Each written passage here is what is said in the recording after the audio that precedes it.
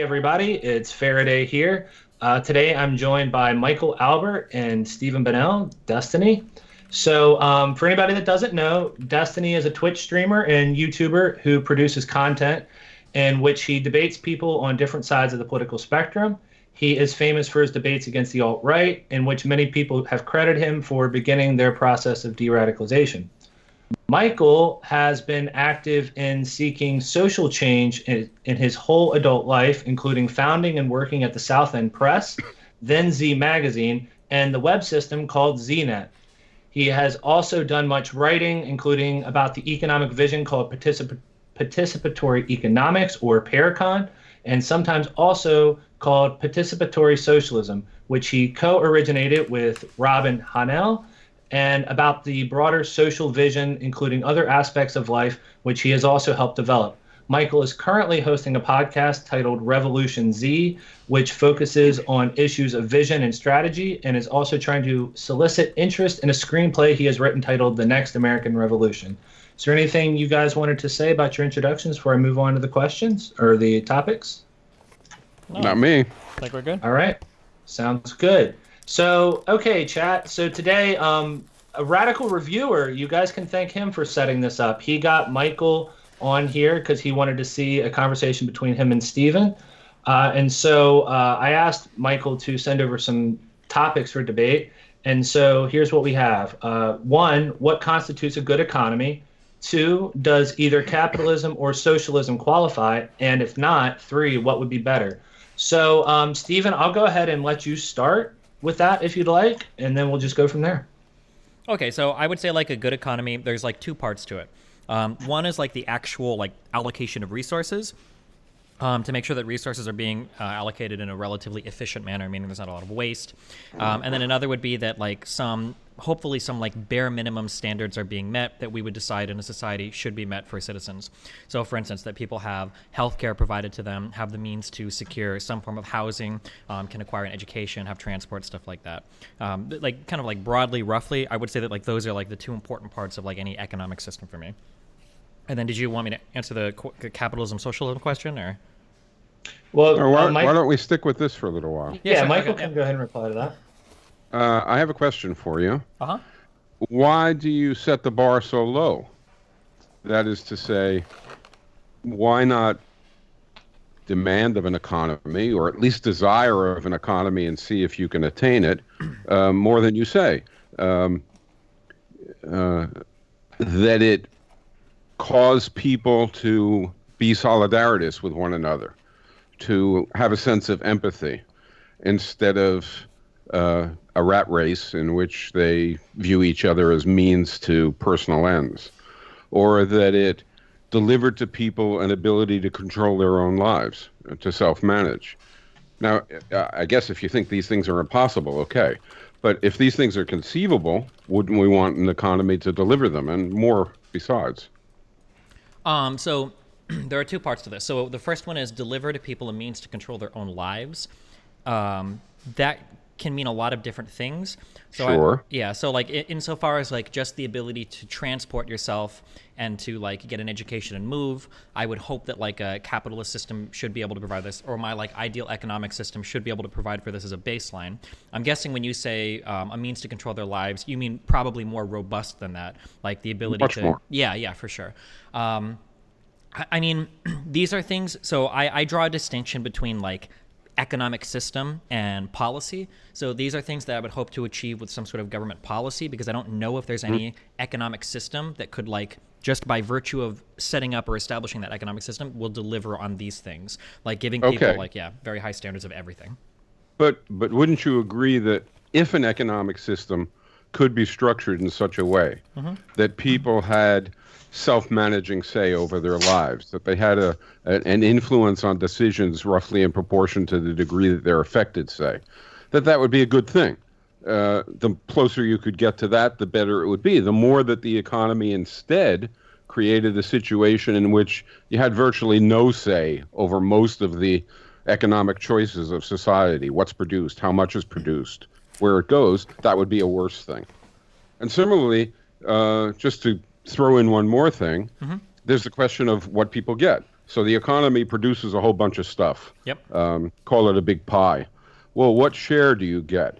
Do we want a situation in which an economy delivers some kind of equitable share to everybody? Wouldn't it be better to the extent that we had that? So in other words, I'm saying that beyond what you began with, probably you won't stop there, but beyond what you began with, we just shouldn't waste stuff, which I agree with. We should allocate in a sensible and if possible, and it is possible, an efficient fashion. Beyond that, the economy should also not push us into being our worst selves, but help us be our best selves, where that means solidarities with one another, equitable relations with one another, a fair allocation of resources and outputs, and so on, and control over our lives. If we could do all that, wouldn't you agree that that would be desirable? Yeah, so I would say yes with two caveats. The first is that I don't intrinsically care about like democratic choices or democracy. I have a big like consequentialist bend when it comes to societal outcomes. So if you could demonstrate some system that would produce all of these like positive effects on people's lives that was very undemocratic, I'd be okay with that. If you could achieve it through democratic means, which I'm generally in favor of, then I would be in favor of that as well. But assuming that everything you said was true, if there was some economic system that could like remedy all these problems without even needing complicated government policy, then yeah, of course I would have to be in favor of that. Unless I had some strange marriage to like capitalist ideology or something. Okay. And we probably will agree also, I think. We might feel it's the best you could do, but we will probably agree that capitalism doesn't deliver to people control over their lives. It doesn't deliver to people working in a workplace, in a corporation, control over their work lives, for example. And it doesn't deliver to consumers, people living in neighborhoods, control over the allocation of resources to public goods. It doesn't even deliver the stuff that you talked about at the beginning, but I don't want to spend a lot of time on the extremes. In other words, it doesn't deliver housing for everybody. It doesn't deliver health care. It doesn't deliver, but it could. Let's say it could. I want to go well beyond that. Sure. If possible. Yeah. I kind of hesitantly agree, but I have to be careful because the way that you use some of these words, if I agree too much, then I've already agreed with everything you said. So I guess or I'm going to agree with your final conclusions if I grant too much here. So when you talk about like, does capitalism yield like some level of control? I mean, it does. For instance, we can make choices about which consumer goods we want to buy, to some extent where we want to live, to some extent that, that we exercise some control with our wallets, right? Now, the type of control that we exert is probably not as great a degree as what you would like. I'm guessing you're going to say that. But I would be careful. Like, I wouldn't agree that capitalism gives us no control. I think by definition. I didn't say it. Yeah, I didn't say it gives us no. Sure. Call it influence. It certainly gives us some influence. It gives some people a whole lot of influence. Sure. Right. It gives the people who own workplaces and who have fortunes on the consumer side and who own workplaces on the producer side. It gives them a whole lot of control, a whole lot of influence. Yeah. It gives doctors, lawyers, engineers, managers less, but a significant amount of influence. But then it gives people who are in rote jobs, in repetitive jobs, much less influence, virtually no influence over their work lives. In fact, if you think about it, I think even Stalin, right, as horrendous a political figure as most people in the United States can dream up to talk about, even Stalin never dreamed of telling people when they could go to the bathroom. But owners of workplaces routinely establish norms about when it's okay and when it's not okay to go to the bathroom. So the amount of control that most working people have, not the managers, not the owners, certainly, not the accountants, not the engineers, but most repetitive working people in jobs that aren't empowering, the amount of control that they have is very nearly nil over their work lives. I think that's just, I mean... I think I hesitantly agree with that. I don't know about... XD. I'm sure somewhere in the Soviet Union, they probably had scheduled bathroom breaks somewhere, I imagine. Fine, that would just be terrible. Well, I guess it depends on the type of job you have, right? Really?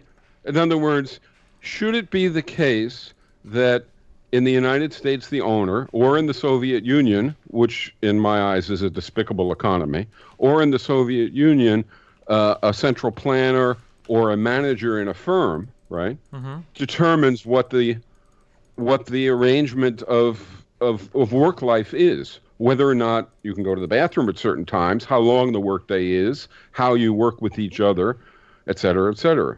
I mean, these are things that I assume you would like to do away with if we could. I guess possibly. I mean, I don't think there's a disagreement here, but I mean, like, I think we could agree that, like, let's say, for instance, we both agree that the TSA is necessary. You probably don't you don't want everybody. What? Sorry. I'm sorry. The Transport and Security Administration in the United States, the people that do like security at airports. You probably don't want like all of them going on a bathroom break at the same time and letting anybody walk through. Okay, sure. But, yeah, I mean, like so, like yeah. So I mean. Yeah, so I mean, insofar as like necessary stuff like that is what I mean by dictating bathroom breaks. Okay. I mean, in terms of like managers just being cruel or something is kind of silly. I wouldn't want that to happen, of course. But yeah, I don't. We probably don't have a major disagreement here, I think. But okay. Okay. And now, what about equitable outcomes? In other words, the workforce produces a whole lot of stuff. The stuff gets distributed. It gets distributed because you get an income, and that gives you a share of the total product, right? So we get a share of the total product. What kind of share do you think, forget about whether we can accomplish it for a moment, what kind of share do you think is really equitable, it is really fair? So this is where we're going to probably diverge pretty hard. So I don't believe like in concepts of like fair when it comes to like an analysis of economic systems. This is usually what I would use like government policy to shore up. Like I can tell you what fair means like in a capitalist sense, right? That the labor that you provide to somebody, it's paid what a market is willing to pay for it, which is kind of like circular. But like that's how I would like see like, well, is something fair or not fair? And then you would try to find like maybe market failures that inhibit like one side from being able to negotiate a fair wage or something. But yeah.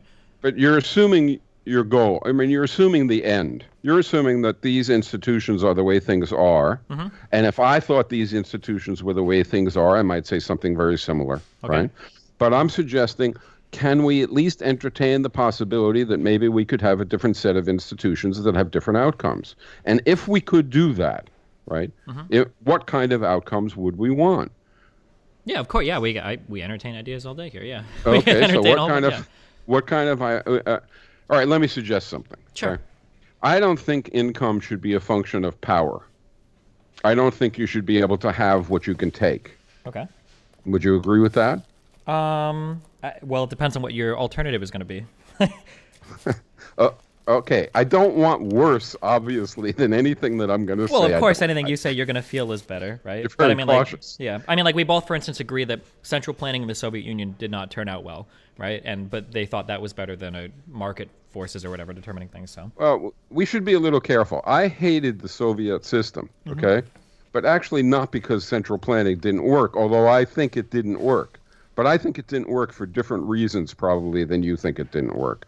I think it didn't work because it was authoritarian. You think it didn't work because it didn't get the economic job done. Am I right about that? Yeah, the calculation problem, basically, yeah. Okay. Although the authoritarianism probably played into a little bit, but yeah. Okay, but neither one are real. But I don't want to debate that because I don't want to defend that system. But I would ask you to think about just this. When people think that the central planning in the Soviet Union didn't work, they compare the Soviet Union to the United States. But if you compare the Soviet Union to, say, I don't know, Brazil, which at the time of the Soviet Revolution was in comparable condition to the Soviet Union at that time, and then you look 59 years later, or 60 years later, or 70 years later, and you compare the two countries, Soviet Union is doing vastly better by the standards that you would describe. Worse than the U.S., but better than countries that were comparable at the time of the revolution. Now, it was more authoritarian. Well, that might be possible. And I would reject it on those grounds. Well, that might be possible. I don't know if I would credit that to central planning, right? It's impossible that the industrialization of a country with a very large population that had the natural resources to grow would have grown under almost any economic system. That's why I compared it to Brazil. Okay. Which I is don't know the same. If Brazil is like a 1-to-1 comparison with the Soviet Union. No, nothing would be 1-to-1, but it's a large country with ample resources, et cetera, et cetera. But let me ask you a slightly different question about central planning. General Motors is centrally planned. Okay. That is to say, most of the decisions inside General Motors or Boeing or any of these other huge corporations, they don't have internal markets. right? The divisions of General Motors don't distribute things among themselves via market system. They do it via central planning. Now, I don't like that. Well, so but I when they don't want to get into defending it yeah, for no, a that's long okay. time. When you say they do, but it works. When you say they do it via central planning, central planning in response to what? I'm not sure what you mean by in response to what. Like, how do they determine how to centrally plan their system? Yeah, well, By market forces, right?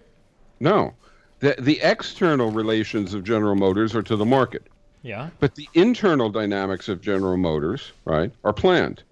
And so for instance, the production of various components, right, and the distribution of those components and the timing and everything else internally is basically planned. There are no markets inside General Motors. You don't think there's an accounting department that doesn't keep track of like the cost of goods? Yeah, there is an accounting department. That's called planning. Yeah, but at the end of the day, these inputs and outputs are all going to ultimately be influenced by like the external markets that are driving these things. Like there might be some. I wouldn't agree with calling this central planning. Like central planning, the idea is that like your whole mode of production, like the inputs and outputs, aren't like based on market forces. I don't know. Can you have central planning in Brazil? Could you? You could, right? Okay. You could have it in Belgium too, right? Sure.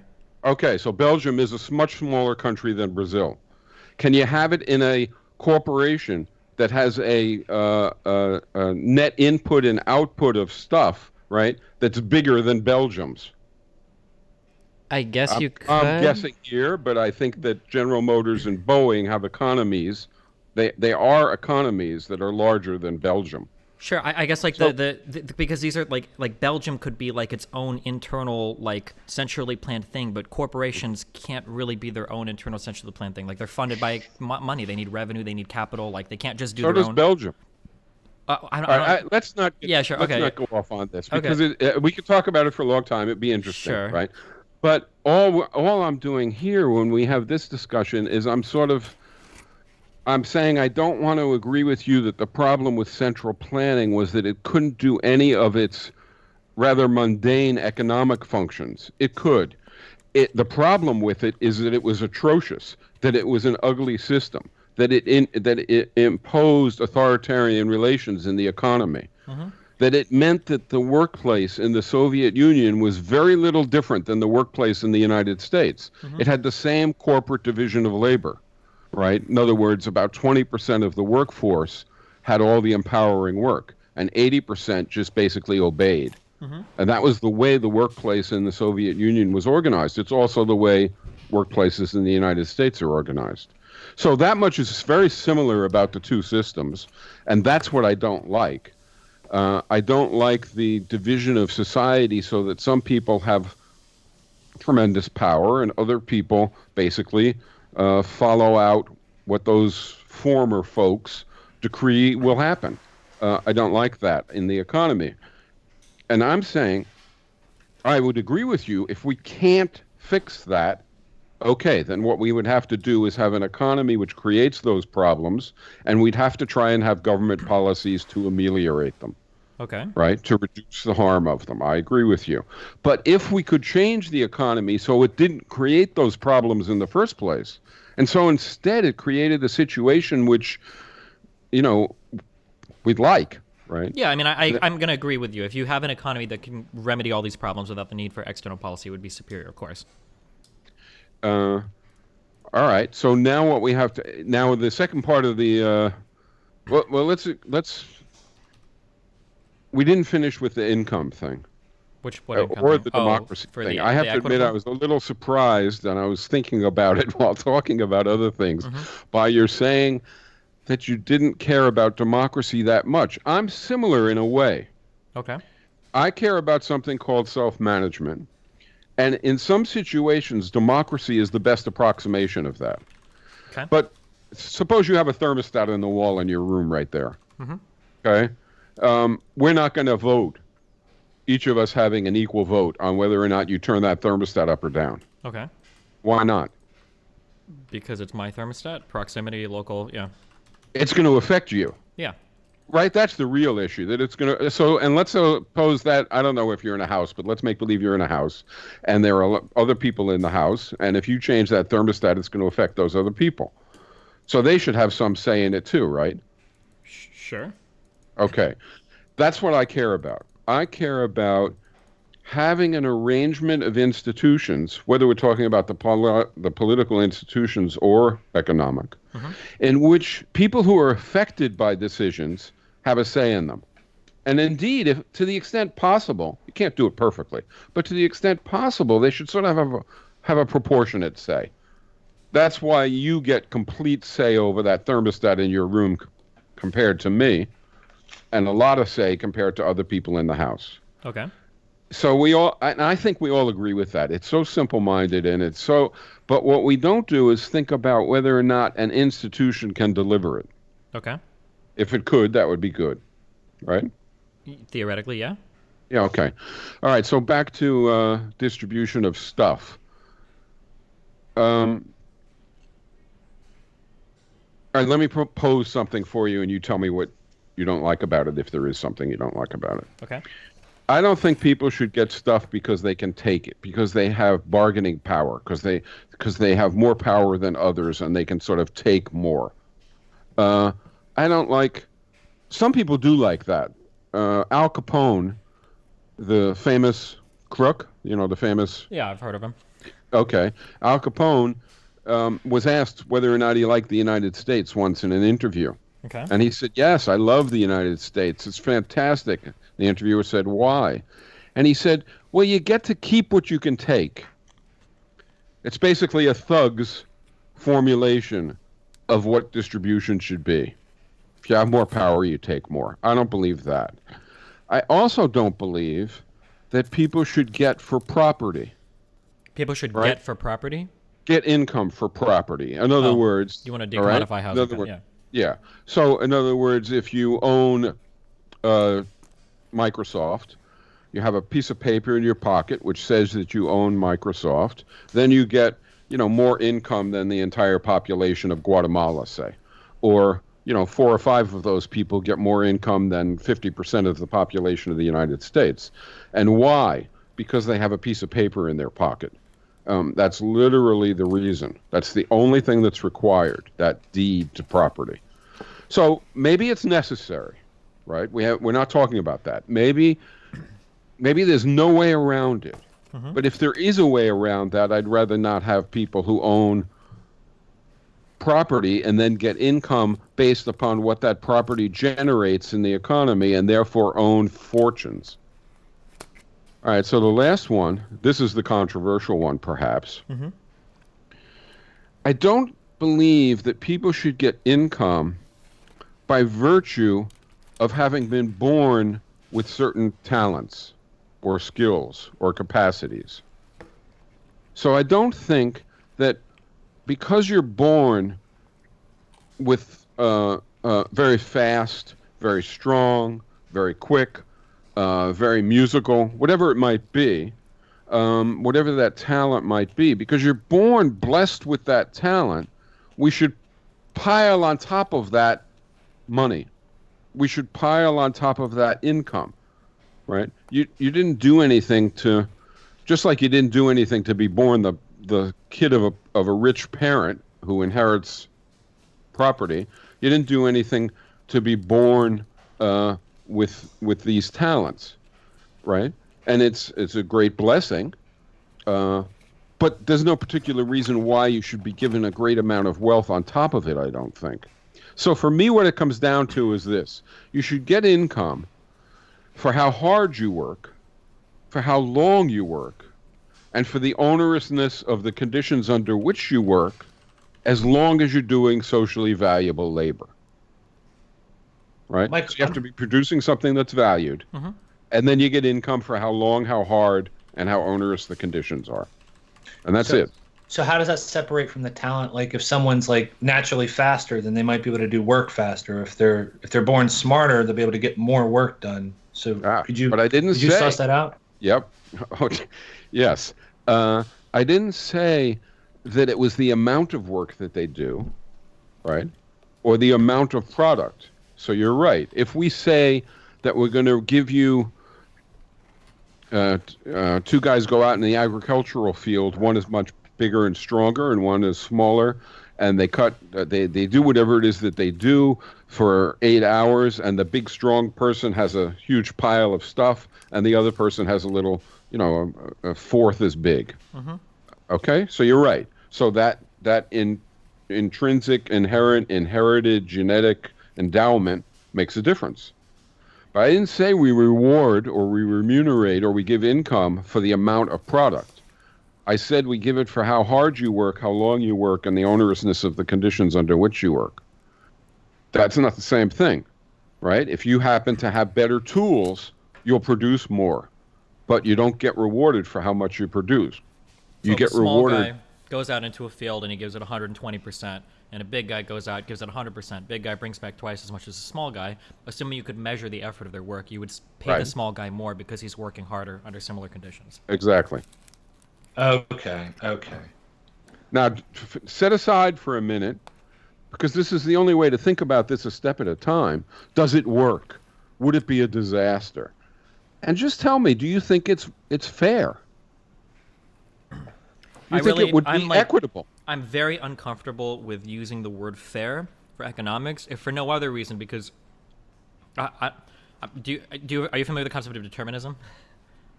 Yes. Okay, so I'm a hardline determinist. So, like when you talk about like biological advantages, I would take that even further, and I would say literally any advantage you have in life is completely unearned, and even the effort you put into work is predetermined. That's not really relevant to this, but I guess I'm not comfortable ascribing fairness to what people are paid or not paid. I'm just more concerned with the final outcome that people are being taken care of as best as we can in society. So, yeah. Okay, so would you say that we're taking care of people as best as we can, right? If when they work, right, they get their income for how much they can take? Probably not. Sure, not necessarily. Okay, or for the property that they have? Probably not. Now, this last one, maybe you would say. You might. I don't know why you would say it, but okay. Michael Jordan earns, or let's say LeBron James. I'm older. LeBron James earns. I don't even know what his salary is, but let's say it's $20 million a year. Okay. Is his product worth more or less than $20 million? Do you think? Well, that word "worth" that really depends on. So in my world, in my circle, in our world right now. Yeah, of course. If somebody's willing to pay for something, then it's worth whatever someone's willing to pay for it. Is what I would say. Okay, but wait a minute. Yeah. No, that's not clear.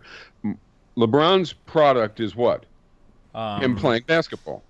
Sure, the entertainment he provides. Yeah, him playing basketball. Yeah. Okay. So, and the owner pays him, let's say, $20 million a year. Okay. Or was the product, right, worth $20 million, more or less? I mean, I think I see where you're leading me. If we're going to exploitation of labor, obviously his labor was worth more if somebody. I don't believe in most of those terms. Okay, well in that case, yeah. I mean, I'd say that literally by definition, if you have the beautifulest, bestest house made of pure gold, blah blah blah blah blah, if people are only willing to pay you $1 for it, it's worth $1. And in a market economy, things are worth. How much were people willing to pay for to see LeBron's play? Well, in this theoretical example, it's $20 million by the owner of the team or whatever. What? Hold on a minute. Okay. They weren't the only ones paying. They were paying LeBron. Okay. But the audience, right, all over the world is paying to see LeBron play. Okay. So the worth of his product is a lot more than $20 million. I disagree. I mean, we're going to There's no economist in the world who would disagree with this, so I wonder why you disagree. Well, I'm pretty sure every economist in the world would disagree with this. So the worth of, it depends exactly on what you're talking about. Like that problem, that worth word can mean a lot of things. Like how much is a cheeseburger worth? Well, I don't know. Is it just the products and goods that go into it? Is it the actual labor time that goes into creating it? Is it what somebody's willing to pay for it? But you want that last one, right? Yeah, that's what I aim for. That's what I said a patty's worth. But So but you're you could saying- argue that like a hamburger is worth 50 cents for the patty. Somebody else might argue, well, it's worth 50 cents plus the 50 cents to make it. Somebody Forget might say, well, yeah, I'm willing to do it your way. Okay, sure. I'm willing to do it your way. We don't have to argue about it. Okay. Okay. You said the thing that you want your eye on, and I want my eye on it too, is how much do people value it? It's not. There's not some abstract number that's on a wall someplace, right? Okay. It's how much do people value it, and at different periods of time, people might value it differently. Okay, so the hamburger is, let's say, people will pay $7 for it. Okay. Right. Okay, so that's what they'll pay for it. Okay. Okay, back to LeBron James. Okay. The people watching LeBron James in sum total pay, let's say, $50 million for it. Yeah, but that sum total doesn't. Firstly, there's a lot of problems with this. So, firstly, nobody is paying just to see LeBron James ever. Fine, but we both know that. Come on. Well, no, because this is all like you can't just like strip away all these parts, because then obviously my argument seems absurd. So, firstly, nobody's paying to see LeBron James. They're paying to see LeBron James play in the NBA, right? So that's already like one huge thing. So you're paying for access for that entire institution. Firstly. Secondly, no individual is willing to offer LeBron James over $20 million. Collectively, if everybody wants to throw $1 or $2 at him, well, like LeBron doesn't have a way to collect, that type of revenue. Now, maybe they all came together and they formed some investment structure and then bought him out to go do something they could. But like, it's a little bit more complicated. They're saying, well, since everybody is willing to pay some amount of money to see an institution that contains LeBron James, therefore he's worth more than $20 million. I think I reject that analysis. I think it's too simplistic. There's a lot of stuff that's going on here in terms of stuff that's building value around LeBron James. Okay, I'm not sure how we're going to get past this. Sure. But let's try. You said that the hamburger, it made sense to you to say what the hamburger is worth in society turns out to be, let's say, about $7, the amount that, whatever it is, the amount that, people are willing to pay to get the hamburger. Okay. Right? Okay. So if somebody produced, 100 hamburgers, it would be $700. If somebody produced 1,000, it would be $7,000. Now, you could produce too many, so it was waste. Okay, sure, let's forget about that. Yeah. Let's forget about that. Okay, so if the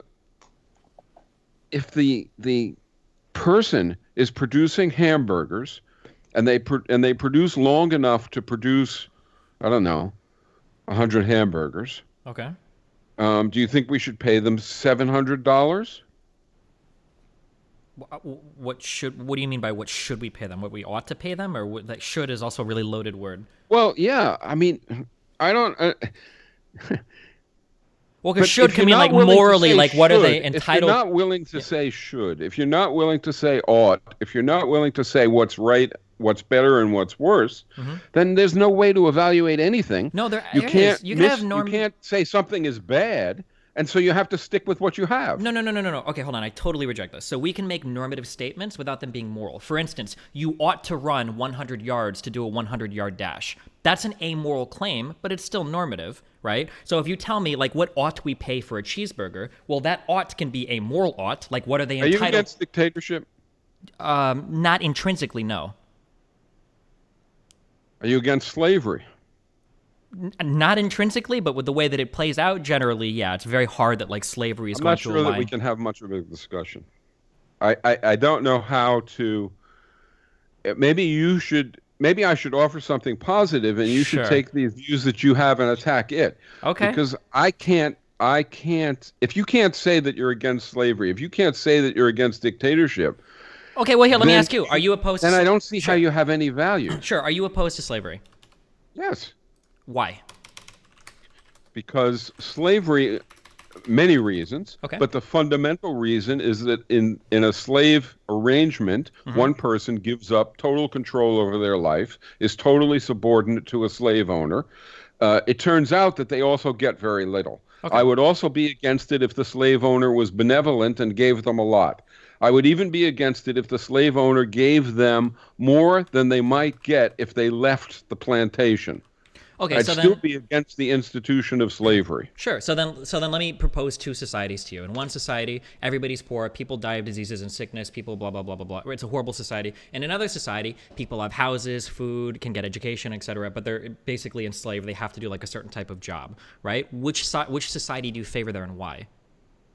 If everybody is dying, Mm-hmm. right, that society is completely impossible to have any positive sentiment toward, Sure. right? People are all dying. In the slave society that you describe, Mm-hmm. and people have houses, etc., it makes no sense because in slavery you don't have your own house, you don't have anything. But let's imagine a society like that, and Sure. and we come close to this society because we have wage slavery. Mm-hmm. But in any case, in that society there would be some good and some bad, Okay, or so at then least some better than sure. disastrous. So my position and your position probably aren't as far off. Now, when you ask me, would I ever be okay with slavery? Pragmatically, it's almost impossible to conceive of a scenario where you have the benevolent slave owner. Good, I'll take that. Yeah, of course, yeah. But I'm just saying that like intrinsically, I don't value a notion of like freedom or liberty. I don't care about like freedom and liberty. Now, What do you care about? that like people's outcomes are generally elevated. So like you have. Okay, wait. I get that. Okay, yeah. But isn't part of the outcome, right? So in other words, we function in the economy, Yep. right? One part of the outcome is that we get an income and we use that to consume housing and Sure. food and everything else. Okay, that's one part of the outcome. Isn't another part of the outcome whether or not we're alienated, whether or not we have control over our lives, whether or not we're subordinate to other people? Isn't that an outcome? Yeah, absolutely. So Okay. just real quick, just finish my thing earlier. So the reason why I generally like freedom or like liberty is because I think that the outcomes associated with that are generally better than like totalitarian outcomes for individual people. But I get that. Yeah, but if you could show me, so like for instance, I think that there are compelling arguments now. Holocausting the Uyghurs aside and all the other horrible stuff China does, China is able to move in a very efficient manner. They have like a state totalitarian capitalist kind of economy, and they're able to move very efficiently as a result of that. I think you can make strong arguments in favor of that, even though they have severely restricted freedoms. I'm just trying to say that like intrinsically, like freedom isn't something I care about. I'm just looking at like the outcomes. There are of the people, right? trade-offs. Yeah, sure. In other words, Sure. what you're pointing out is that there are trade-offs. Sure. I agree. But what I'm trying to get at is if we could decide that there were some things that we thought, other things equal, right? Let's do it that way for a minute. Sure. Other things equal, more of X is better. So I would say more people with more say over their lives, as long as they're not infringing on other people's say over their lives, right, is better if it doesn't diminish other stuff even more dramatically. Yeah, all else equal, then yeah, more freedom is probably better. Humans seem to enjoy being able to make choices between things sometimes. Yeah, that's generally true. Better. Okay. How Well, about I more say diverse? probably. I say probably because there is a paradox of choice. When you present people more choices, oftentimes they're less happy with what they choose than if they would have only. But like in general, I agree with you. I'm being a little pedantic. I just want to be like How very about clear. more So, diversity? would people prefer more or less diversity? Like in terms No. of Is more diversity, other things equal, right? Better than more homogeneity. I think that gets more.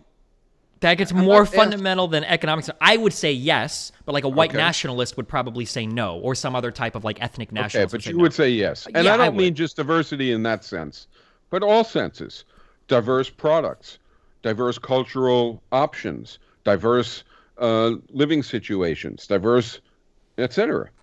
I mean, yeah, me personally, I like that. I like a diversity of these types of things. Sure. Because you can enjoy various options yourself. Exactly, yeah. And because even more, additionally, even you can't do everything. None of us could do everything, right? So if other people are doing other things, we can vicariously enjoy and learn from that also. Yeah, it's possible, sure. Okay. What about solidarity? The idea that a society is better to the extent that people are concerned with each other's well-being, and so the greater that level of solidarity, right, the greater the extent to which people aren't antisocial, right, aren't totally concerned with the most narrow, just themselves, but have empathy with others, that makes for better outcomes, and that outcome itself is better, and it also makes for other better outcomes. Yeah. Agree on that? Yeah, of course. Yeah. Okay.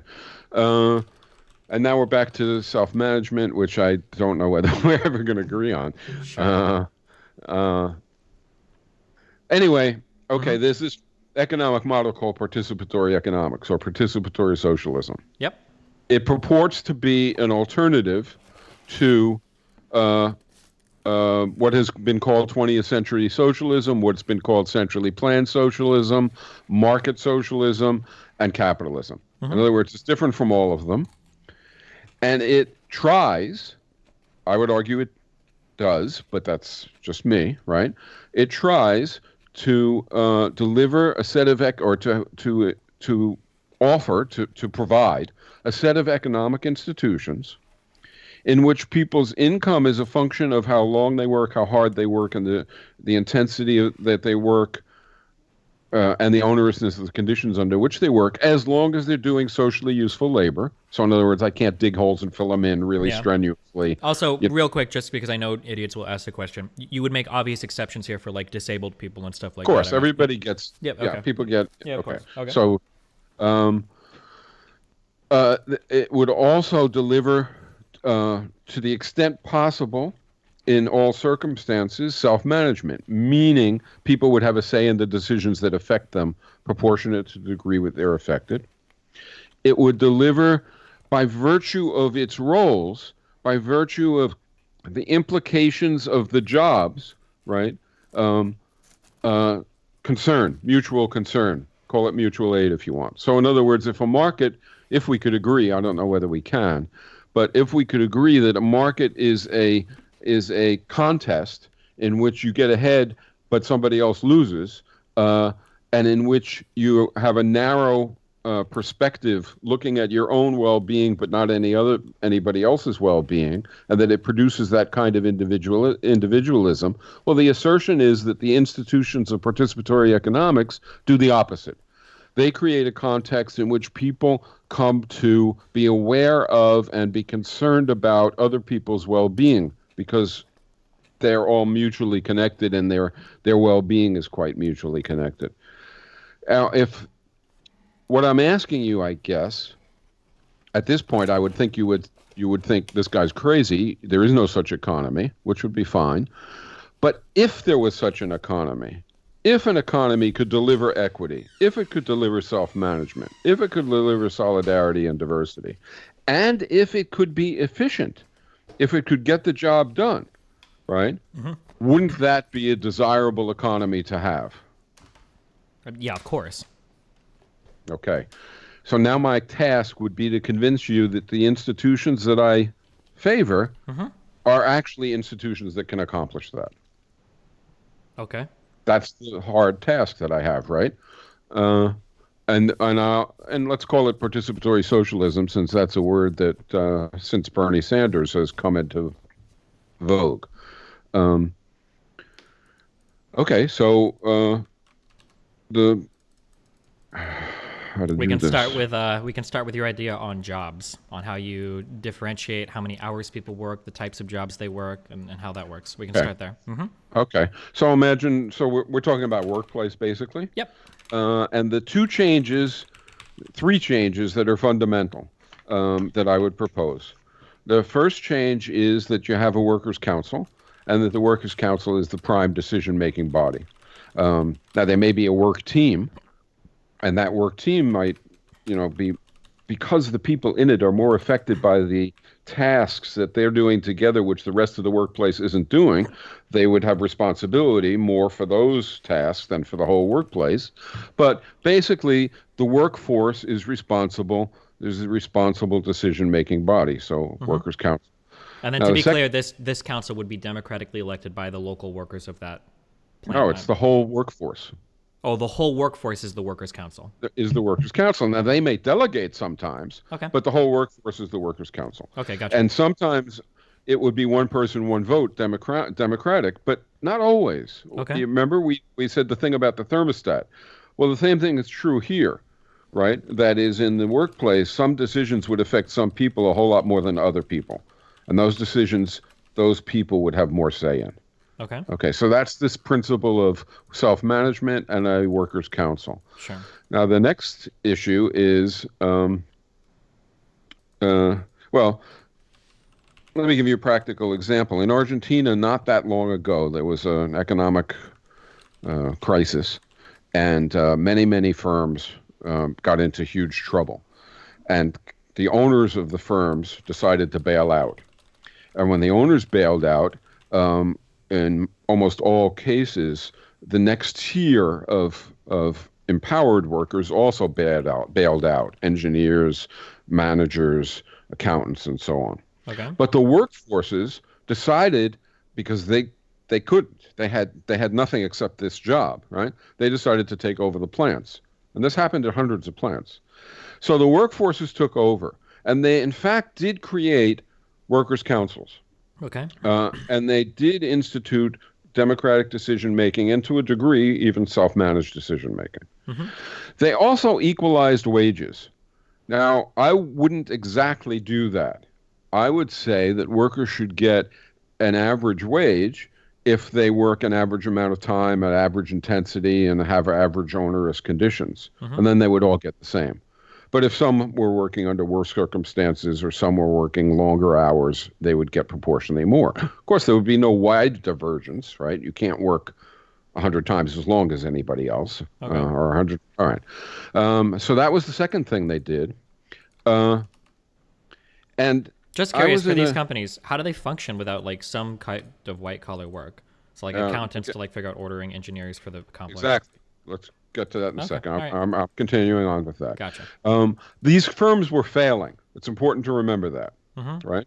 So it's not just how do they function without. They were already failing, right? So they had to turn things around and proceed. Okay. They did that. How did they do that? Well, some people filled those roles, is the way they did it, right? And I was in a meeting of about 50 representatives from 50 of these factories in Argentina. Okay. And at the beginning of the meeting, and I was there to give a talk, and at the beginning of the meeting, I said, let's go around the room a little bit and hear about some of your circumstances. And we started to do that. And at the beginning, people were quite lively. You know, here they were meeting people from other parts of the country who were doing what they were doing, and everybody was upbeat and, was happy. But after 2 or 3 people spoke, it started to get not so happy. Okay. And after 5 or 7 people spoke, it was maudlin in the room. I'm not exaggerating, okay? And then one person said, I never thought I would say anything like this, but maybe Margaret Thatcher was right. Maybe there is no alternative, right? The British Prime Minister, who made famous that slogan, there is no alternative. All the old crap is coming back. We took over the factory. Mm-hmm. We established workers' councils. We instituted democracy. We equalized wages. We got the job done, but it's begun to feel in just 6 months the same way it felt before. And some of them were crying.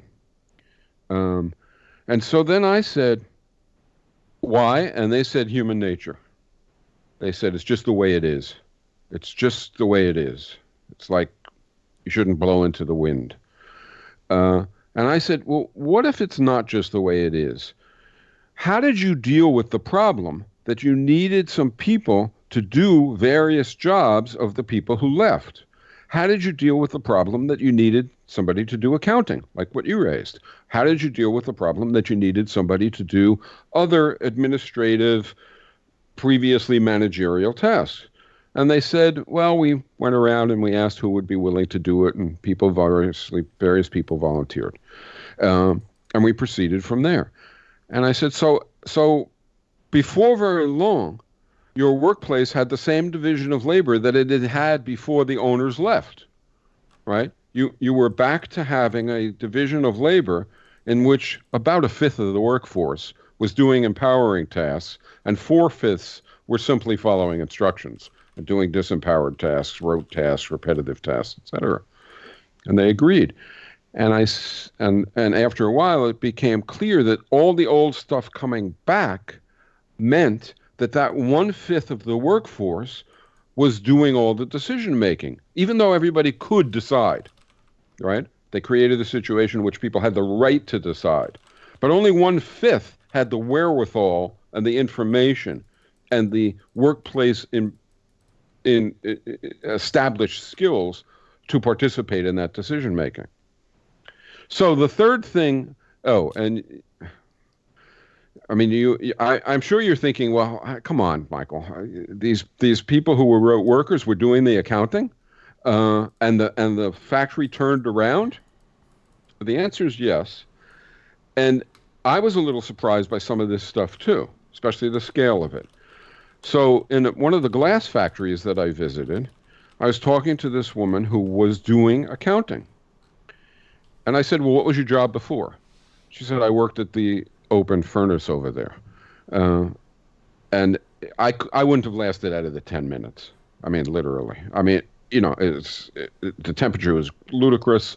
The motions were rote motions over and over again all day long. That was her job. And I said, "And you took over the job of handling the books?"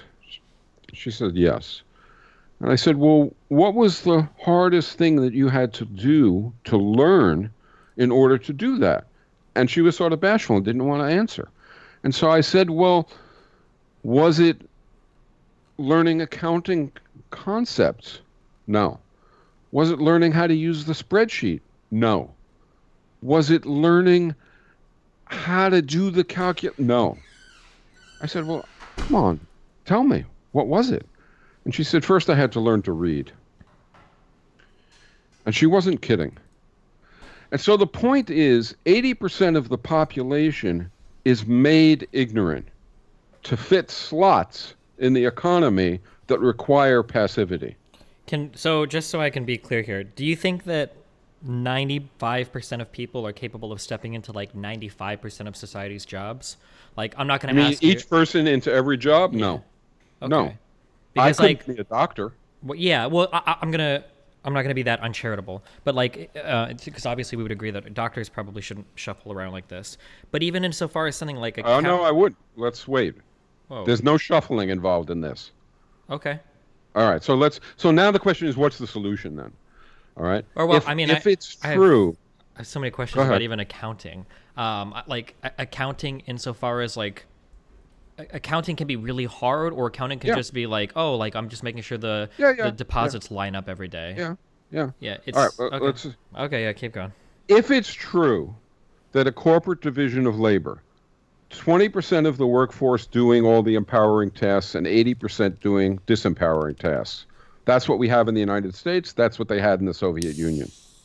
It's basically the same. Call it a corporate division of labor. If it's true that creates a context, creates outcomes, use your way of thinking about it, creates outcomes that delimit the life possibilities of 80% of the population, that cause friction between the 20% and the 80%, which it certainly does, that don't utilize the capacities of the 80%, then it's a bad thing. It's a negative thing. So what's the solution?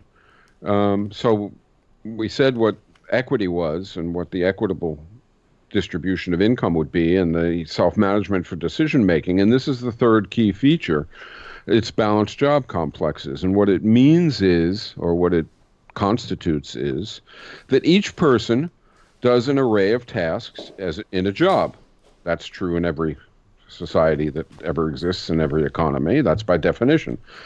But we choose those tasks in a job in such a way that each person is doing a fair amount of empowering and disempowering work. And yes, that means that current doctors, so let's say there's doctors under the current regime, and let's say it wasn't the case that they spent most of their time playing golf, and that they really do work 40, 50, 60 hours a week doing surgery. Well, in this new kind of economy, they would not do that, right? They might do 20 hours of surgery a week, and they might clean bedpans, and they might do something else. But they wouldn't do only surgery. They wouldn't do only accounting. They wouldn't do only jobs which convey information and knowledge and skills, while other people are doing jobs which are debilitating. That's the change to balanced job complexes. Okay, am I allowed to What's ask? the bad outcome that you think might come from that? I mean, there are several questions that I have about this. Okay. Okay, I'll just throw these out here. So my first one would be, obviously it would be incredibly difficult, I think, to determine what is empowering. So difficult to determine what is empowering that might even vary from person to person. Some people might enjoy some types of work, others might enjoy other types of work. So that would be like my first question. My second question. Do you want me to deal with each one in turn? Yeah, I guess if we can, let me just make sure I have these written down. I'll try and be quicker too. Yeah, okay. It's so not how do you about determine what is empowering? That would be the first one. Okay. Yeah. It's not about what you like or don't like. Okay. Right? That's a social determination. So in other words, there are jobs that would be deemed empowering that I would find, or you would find, let's say, debilitating. Okay. But they're deemed empowering because doing them conveys information. We might not want to, but doing them, if you want to, conveys information and skills and interactions with other people, social relations, and so on, context with, right, that are empowering. That is, that prepare you to go to the workers' council and to participate in it. When the people in that meeting in Argentina said all the old crap was coming back, I asked, okay, what about in your workers' council? And they said, look, what's happened is on day one, we were all enthusiastic, but by 6 months in, most of us didn't even go to the meetings, right? And the reason they didn't go to the meetings is because they had nothing much to say. They weren't prepared. They weren't confident.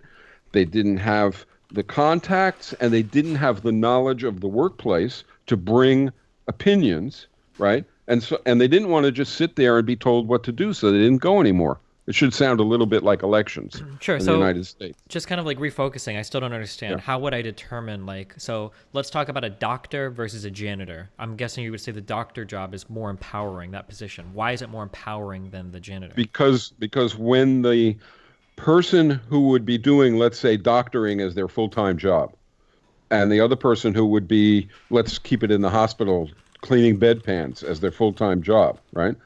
When they go to the workers' council, right, they would be very, very differently prepared, differently inclined to participate. The one would be exhausted, beat up by their job, and not have any information beyond a very narrow spectrum. The other would be very different.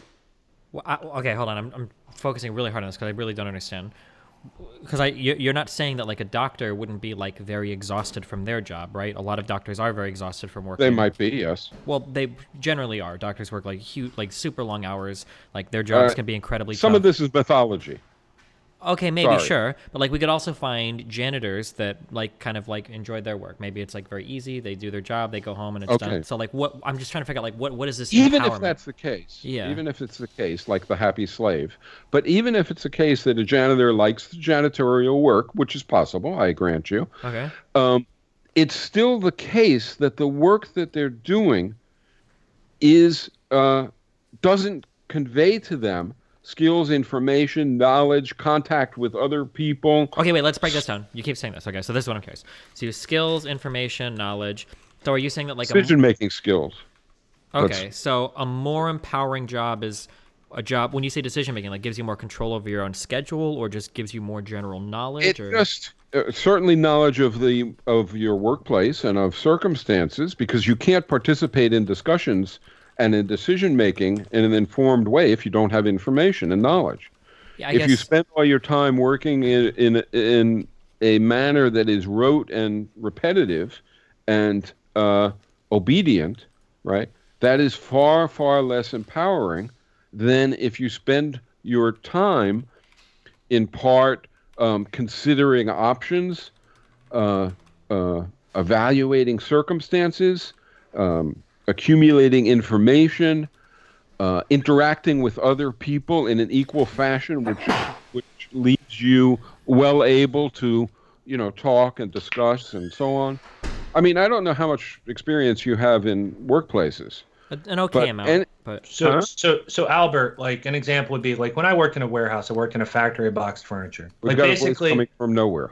this is Caleb talking, the Oh, moderator hi. here. Sorry, I try to remain quiet during these things. Oh, But okay. when I worked in a warehouse, I basically just put things in boxes all day. And if we tried to get any more involved in that, we were basically like shut down from that, told not to do that. So we made no decisions. We were not empowered over the process. That's what you would describe as someone who's not empowered. So to empower us in that situation, we would maybe they'd bring us in like once a week and ask us what we thought about the process, or no.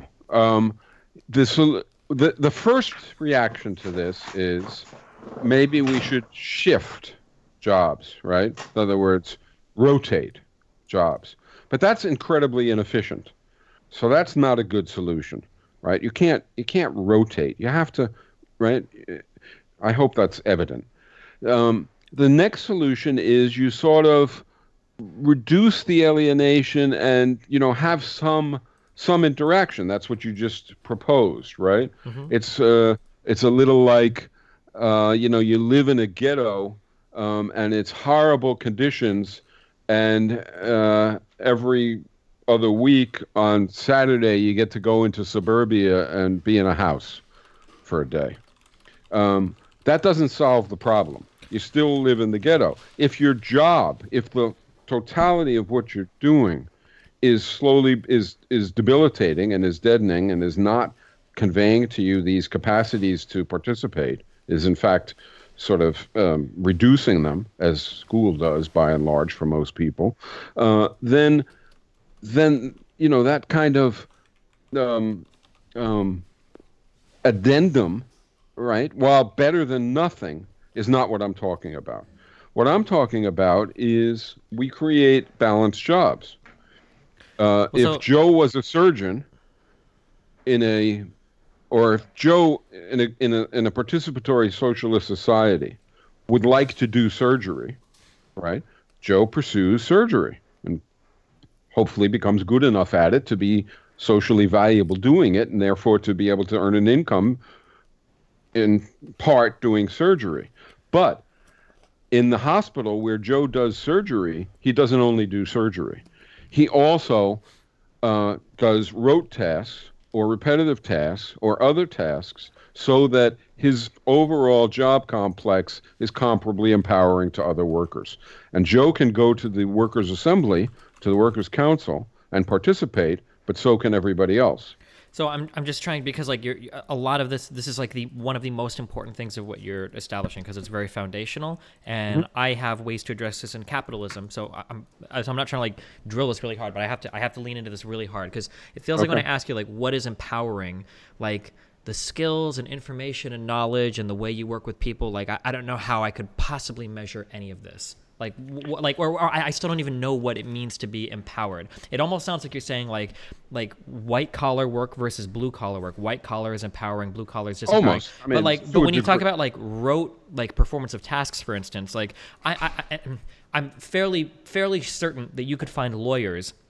Like I've got a friend that works in corporate law whose job is probably more rote and miserable than like an electrician or plumber that works in the building. That those people probably get to exercise more creativity in terms of problem solving. Yeah. But like, would we really say that like that work, like the electrician or the plumber is more empowered than like the lawyer? Or maybe. I mean, you're saying he is, and therefore we would say he is. What does it mean? You're asking for some way to get a grip on how you assess. Yeah, how can I like say like this is empowered, this is more empowered than this because of why? And what I'm saying is it's because when you go to the workers' council, right? Okay. The issue is when you go to the workers' council, are you prepared to, inclined to, right, in possession of information enabling you to participate as in a full way?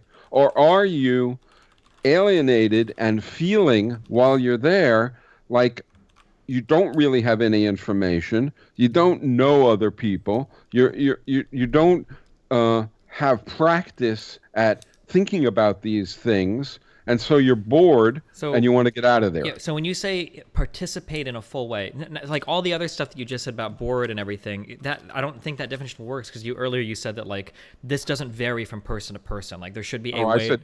I was talking about bored at that meeting, not bored on the job. In other words, you get bored at that meeting because you can't participate, because you feel no sense of So you're not prepared. So is an empowered job one that gives you more like a more comprehensive view of the workplace? Is that what we say? That's Like part of it. what other parts are there then besides that? It gives you confidence. It gives you a sense of self that enables you to speak up. It gives you information relevant to decisions that are going to be made. Okay, so like it gives you, etc. So It's empowering. okay. When you're given that knowledge over how the workplace is run, are you also given the ability to change that, or are you just given the knowledge itself? In what? In the situation I'm describing? Well, what you just said, you said that they would. Yeah, Well, sure. Yeah, well, you're getting some knowledge, right? And in the workers' council, you can, with the other workers, change things. Yes, that's who has the power. I guess we can move on from this if you want, but this sounds like incredibly ethereal. I have no idea how would we even. All right, begin let me to make it really define- concrete. Okay, yes. I worked at a publishing house called South End Press. Okay. All right. Now it was a political publishing house, so we did things that were anti-racist and anti-sexist and anti-capitalist and so on. But that's irrelevant to the fact that what we really it did books, right? Okay. This was actually before participatory economics was fully fleshed out, or at least fleshed out as much as it is now. But we all had inclinations like this. And so we sat together at the beginning, and we realized that if some people were editors and other people cleaned the bathrooms, the editors would dominate every meeting, right? And accountants. In other words, if some people did the bookkeeping and went to the meeting with the knowledge of what was going on in the financial dynamics of the publishing house, and other people did the editing and also had sort of relationships with the authors, right? They would come to the meeting and dominate. And so we talked about that, because what we wanted was a situation where everybody participated equally and where we, had a fully democratic, now I would use the term self-managing, workplace. And so what we did is this. We said, let's divide up the work differently. Let's have editing and accounting and fulfillment. That's not personal fulfillment. That's fulfillment of orders, right? And work on the books. That is typesetting. In those days, it was incredibly tedious. And cleaning up the place and so on. So we have all those kinds of tasks. And then we said, let's apportion them out so that everybody has a mix, not the same mix, but a mix, such that everybody will come to the meetings feeling that they can participate and not feeling inferior to somebody else at the meeting who is coming with all the information and all the knowledge and all the contacts and so on. And we did that. It was incredibly efficient because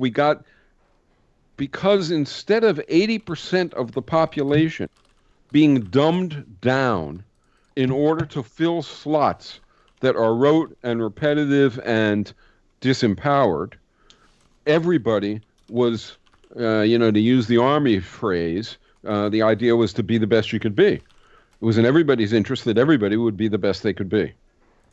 In current society, that's not true. In current society, the reason why the voice from beyond said that when he was working in the workplace, packing the boxes, if they ever wanted to do anything more, it was stifled. It was stifled to protect the class relations in the workplace. It wasn't stifled because it would be inefficient or unproductive. It defended a hierarchy that existed. Okay, so real quick. Wait, Faraday, are you Okay. here? I'm here. Okay, I'm just making sure that because I'm making my best faith effort to understand, obviously, so I can engage with this. Do you feel like you have a good grasp of what he means when he says that was like a concrete answer for? I'm still a Okay, bit that's fine. Okay, confused. I'm just making Yeah. sure that I'm not missing things. Okay, so a couple problems that I have is that one, we keep using some words that I don't think you mean that you mean. So for instance, if a job is rote or repetitive, that doesn't have anything to do, I think, even in your definition, with the level of empowerment, right? So like maybe like the manager of a company might have a lot of rote or repetitive tasks, but you would say that his job is more empowered than, say, like groundskeeper that might change like the arrangement of some flowers or something, right? If by rote and repetitive you mean that every week I evaluate the I don't know, the inputs and outputs of the plant and make a proposal about it or something like that, and I do it over and over, then yes, you're right. By repetitive, what I mean is on an assembly line, you repeat the same manual motion over and over, right? And it's repetitive, and it's rote, and it's mindless. If the thing that you're doing over and over is involves conceptualizing the workplace, involves confidently making choices, involves evaluation, etc., then it's empowering. Okay, so I just want to give a quick example. I want to hear you talk through this because I'm super confused, okay? So I'm trying to evaluate who's more empowered, meaning who has more freedom over the job, feels comfortable proposing things in meetings, feels like they're making a meaningful difference, or they can exercise some degree of freedom over choice what they do. And I've got 3 different groups of people, okay? I have doctors, I have maintenance men, and I have accountants. So the doctors are proficient in the surgeries that are performed. They understand how to operate the high-tech machinery. The janitors understand like where waste is supposed to be disposed of, how to maintain, equipment in a basic sense, where stuff is stored at on the premises. And the accountants maybe are familiar with the income and outcome of like how much money do they make, what products do we need to order, how much do things cost, how much money should be allocated to people, or how much do we pay people for payroll, right? How could I possibly begin to sort in this triangle of people? Every triangle knows nothing about the other two. Like a doctor probably doesn't know anything about how to maintain like or clean like a bathroom in terms of like maintaining like a broken toilet or something. A janitor knows nothing about like how to order products or what goes on there. An accountant knows nothing about surgery. How do you possibly measure like who is empowered, who is disempowered in all 3 of these jobs relative to one another? In that South End Press case, and I would imagine in every workplace, what would happen is workers, and in those Argentine factories, if they had done it this way instead of the way they did it, the way they did it is they kept the job, accountant, manager, et cetera, and somebody just volunteered and took the job, right? Or 2 or 3 people worked together, whatever it was, right? Okay. But they kept the old job definitions. If we were going to do it the way that I'm describing, that's not what would happen. What would happen is the Workers' Council would meet, and they would talk about all the various tasks and the jobs. And the people who were talking about it would, of course, have experienced them, right? And they would talk about what combinations were made for a sensible package, a sensible job that would be empowering for the person doing it, comparably to other people, and would not be all disempowering.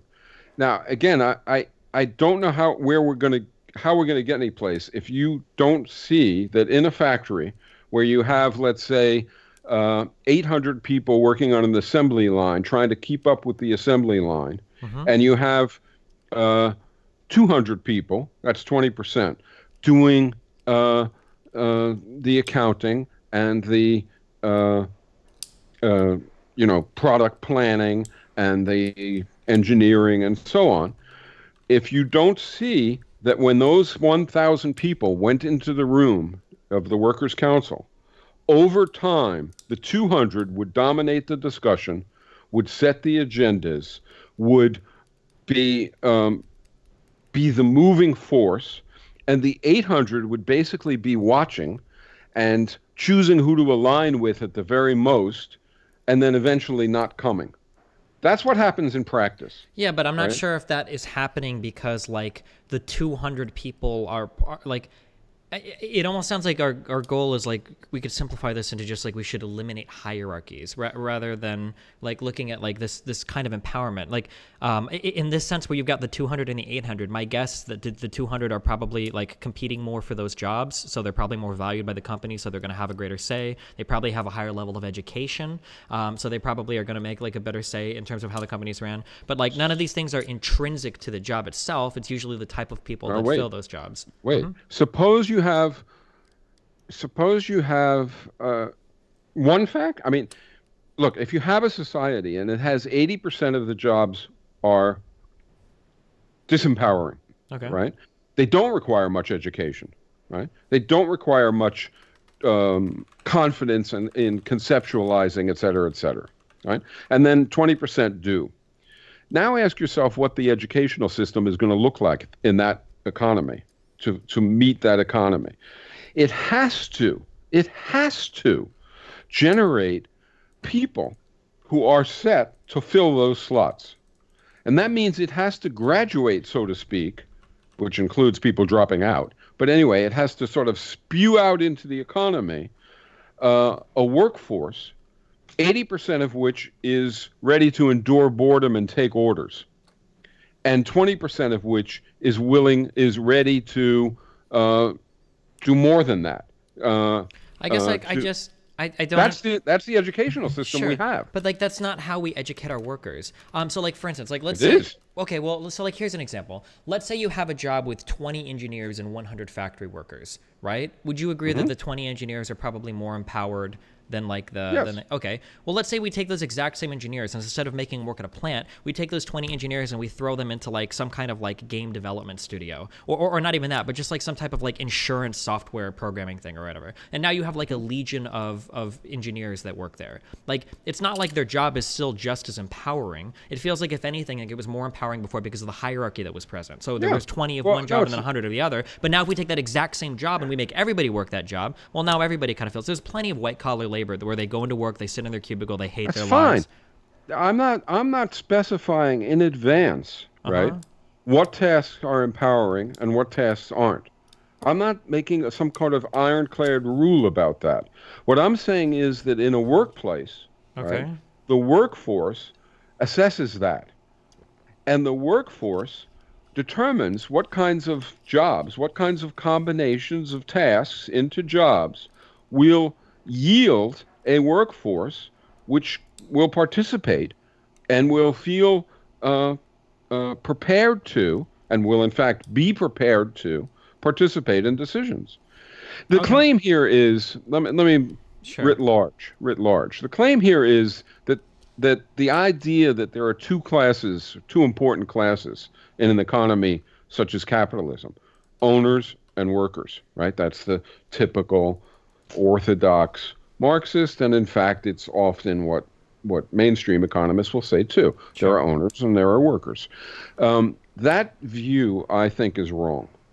And it's wrong in the following sense. There are owners, and there are workers thought of in the way that the person who says that, say the Marxist, right, says that is thinking of a worker as someone who simply follows orders and who is subordinate and so on. But that's not the real world. In the real world, there are owners, there are those kinds of workers, and in between, there's another class, I would say, and I would call that a coordinator class. And that class of people in between does empowered work and has a considerable amount of influence over outcomes and has a lot more income than those at the bottom, less than those at the top. And now here comes something that might surprise you a little bit. I think that what has gone under the name socialism, so 20th century socialism, centrally planned, blah, blah, blah, blah, Soviet socialism, etc., has gotten rid of the owning class, right? But has retained the coordinator class and the working class, and has elevated the coordinator class to ruling class status.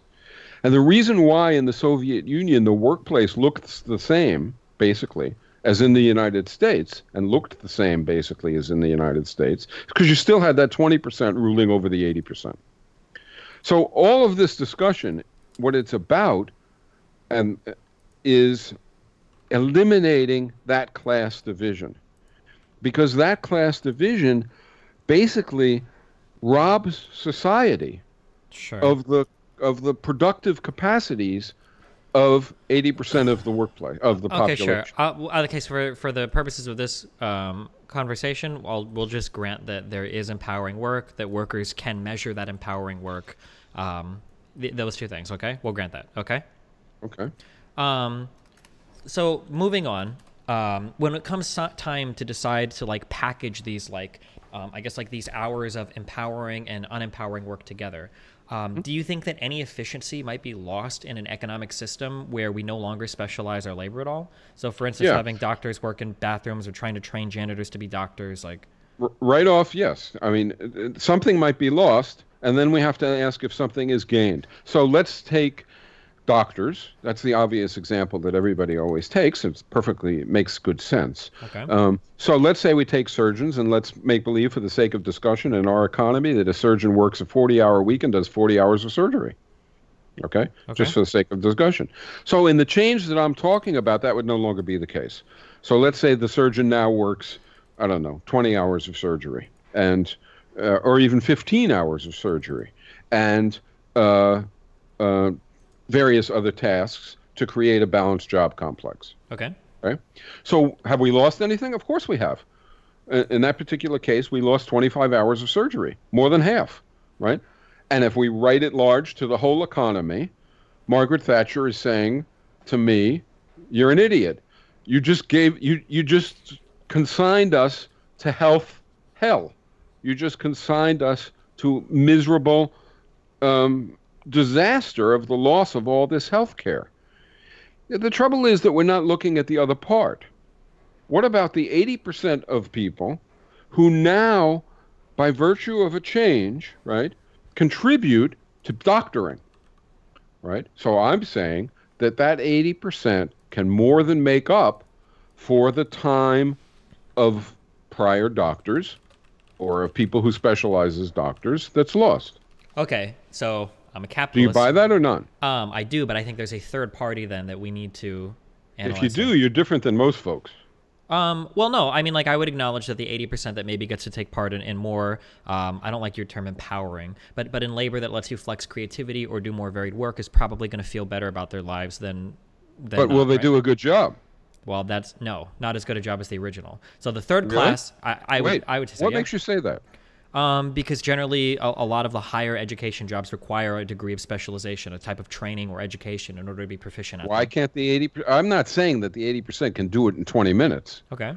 But over time, the question is, why can't 100% of the workforce be contributing in a balanced way so that, you know, the fact that no one is contributing 40 hours of surgery a week is made up for the fact by lots of people, instead of just those people, lots of people are doing 25 hours of surgery a week at just as high a quality. Well, I don't know if it's realistic or even desirable for all parts, for every single person to learn every single job at some company they work at. It's insane. It's impossible and insane, but I didn't suggest that. I just said that out of the 80%, you have to make up that, right? Out of the 80%, you have to make up that what? The work that isn't being done by the person who would have been specializing before. Okay. All right. So if you're in a hospital, say, and the surgeons are working 40-hour weeks, and we flash 10 years into the future or 50 years, whatever it is, right? And we look at the same hospital, it has the same number of people, and now the surgeons are working 20 hours a week or 25 hours a week. Well, did we lose half the surgery? And I'm saying no, because the other employees in the hospital are now doing that surgery, and the doctors are doing stuff that they were doing. Sure, but what I'm looking at is, so from a quantitative approach in terms of hours worked, you're correct. The third group that I wanted to look at were consumers, though. So, like, let's look at the consumers of healthcare. Because willing to give me this already? Aren't you going to say? All right, here's what Margaret Thatcher would say. Margaret Thatcher would say, you're out of your mind, Michael. You're a fucking idiot. The 80% cannot do surgery. Well, that's what I'm getting to. So I would say from a quantitative approach, you can make the 80% fill the 20%'s hours. But from a qualitative approach, I don't think that those people would be able to perform. I'm sure there's some percentage of like hidden doctors that either didn't have access to education or the opportunities in life to become surgeons. I'm sure there's some percentage of the 80% that could do that. But for the most part, I don't think the 80% that you draw from to do the surgery is going to have the same qualitative output as the 20%. For me to be right, it has to be the case that the 80%, right, are capable of doing, with a few exceptions, right? It's irrelevant. Some obvious are capable of doing empowered tasks, right? Some of those some of them would be doing surgery, say. Some of them would be doing something else. Okay, flashback 50 years. Okay. It's 50 years ago, right? We have a gigantic stadium. It's really big, and we put all the surgeons in the United States in that stadium. Okay. Okay. Let's actually make it 60 years ago. So 60 years ago, all the surgeons in the United States are in that stadium. Is there anything striking about that population of surgeons? 50 years ago? 50, 60 years ago, yeah. I mean, I imagine they're probably very wealthy, very white, very straight, very educated. They probably come from affluent families. I mean, they're all white and they're all male. Sure, yeah, right? With the occasional deviation. Sure. But they're all white, they're all male. Okay. And if you asked them, why aren't there women in here? Why aren't there blacks in here? They would say, well, because they can't do it. Right? That's, I assure you, I was around then. That's what people said. In fact, if you asked women and blacks, many of them would say, what are you talking about? We're not in there because that's not what we do. We can't you can do it. internalize racism, you can internalize misogyny, of course. Okay. Now let's take the present. Right? So what we're saying is, if you put all the surgeons in the stadium now, right, they're not working class, they're coordinator class. Okay. And the question is, we were wrong 50 or 60 years ago. It wasn't the case that women were any different than men, or significantly different in any respect than men, or blacks than whites. They were, objectively at the time, ignorant, not as confident, and on and on and on, right? But there were reasons for that. But I would disagree. I would say you were correct in that black people or women really couldn't be doctors at that time, not because of any intrinsic like biological characteristic, but because they didn't have the training for it, right? Right. That training isn't. So then you wanted to change society. Sure, but like my question here is that I don't know if at a workplace, like we can rectify those differences in the 80%. Like every hospital would now have to have a medical school built into it. Every hospital would have to be perpetually employing and training people. You know what we do now instead? What we do now is the doctors in the American Medical Association keep down the number of people who are trained to be doctors. Why do they do that? In what ways? What do you mean by that? In the admissions policies of the medical schools. So they should make those lax, or they want to keep the number of doctors down. Why is that? Well, I'm going to say because they want the level or quality of training to be at such a level that they're good doctors. You're going to say it's to further the divide between the 20 and the 80? No, I'm going to say it's to increase the bargaining power of doctors. So you think that and doctors... if you look at their journals, you'll see that that's what it is. So the reason why we have like the stringent requirements on what it needs, like the years of residency, the med school, it's because they just want to artificially. A lot of it, yes. A lot of it is, in fact, like boot camp in the military. In other words, ask yourself: Does being awake for 40 straight hours and giving medical care, is that? Are we really training people to do something that is valuable and which they need to do, or are we putting them through boot camp so that they join a fraternity, the fraternity of doctors, and they keep out nurses and others, paramedics and the rest? They keep them down and they raise up their salaries and they function in accord with the owners of the hospital. Is that what's going on? Or is it real medical training? I don't know about you, but when I go to the hospital, I hope I don't get one of those people who's been up for 50 straight hours. Yeah, I think he's right about this, Destiny. I've heard like people in the medical profession, they call it like hazing or whatever, and they're trying to like phase it out, but there's like a lot of resistance. Hazing is a lot different. So like, for instance, I've been like to study that like we could shorten medical training, sure. But like, even if we agreed that we could shorten medical training, there's still going to be like a high level. Like if our current level of training is 100 and, 0 is no medical training, then maybe we can agree that it could be shortened to like 70 or 80. But there's still like a huge bar that like, I'm not going to be a surgeon in a year's worth of training, right? Fine. Of course. Nobody said you could do this in a year, right? No, that's not the issue. And 50 years ago, the same thing that you just said was true for a black becoming a surgeon or a woman becoming a surgeon. Sure, but the difference is that those differences weren't rectified in workplaces. Those were addressed outside of the workplace, for instance, and this would have to be addressed outside of the workplace too. In other words, changing the whole economy in a fundamental way would involve changing the educational system. That's certainly true.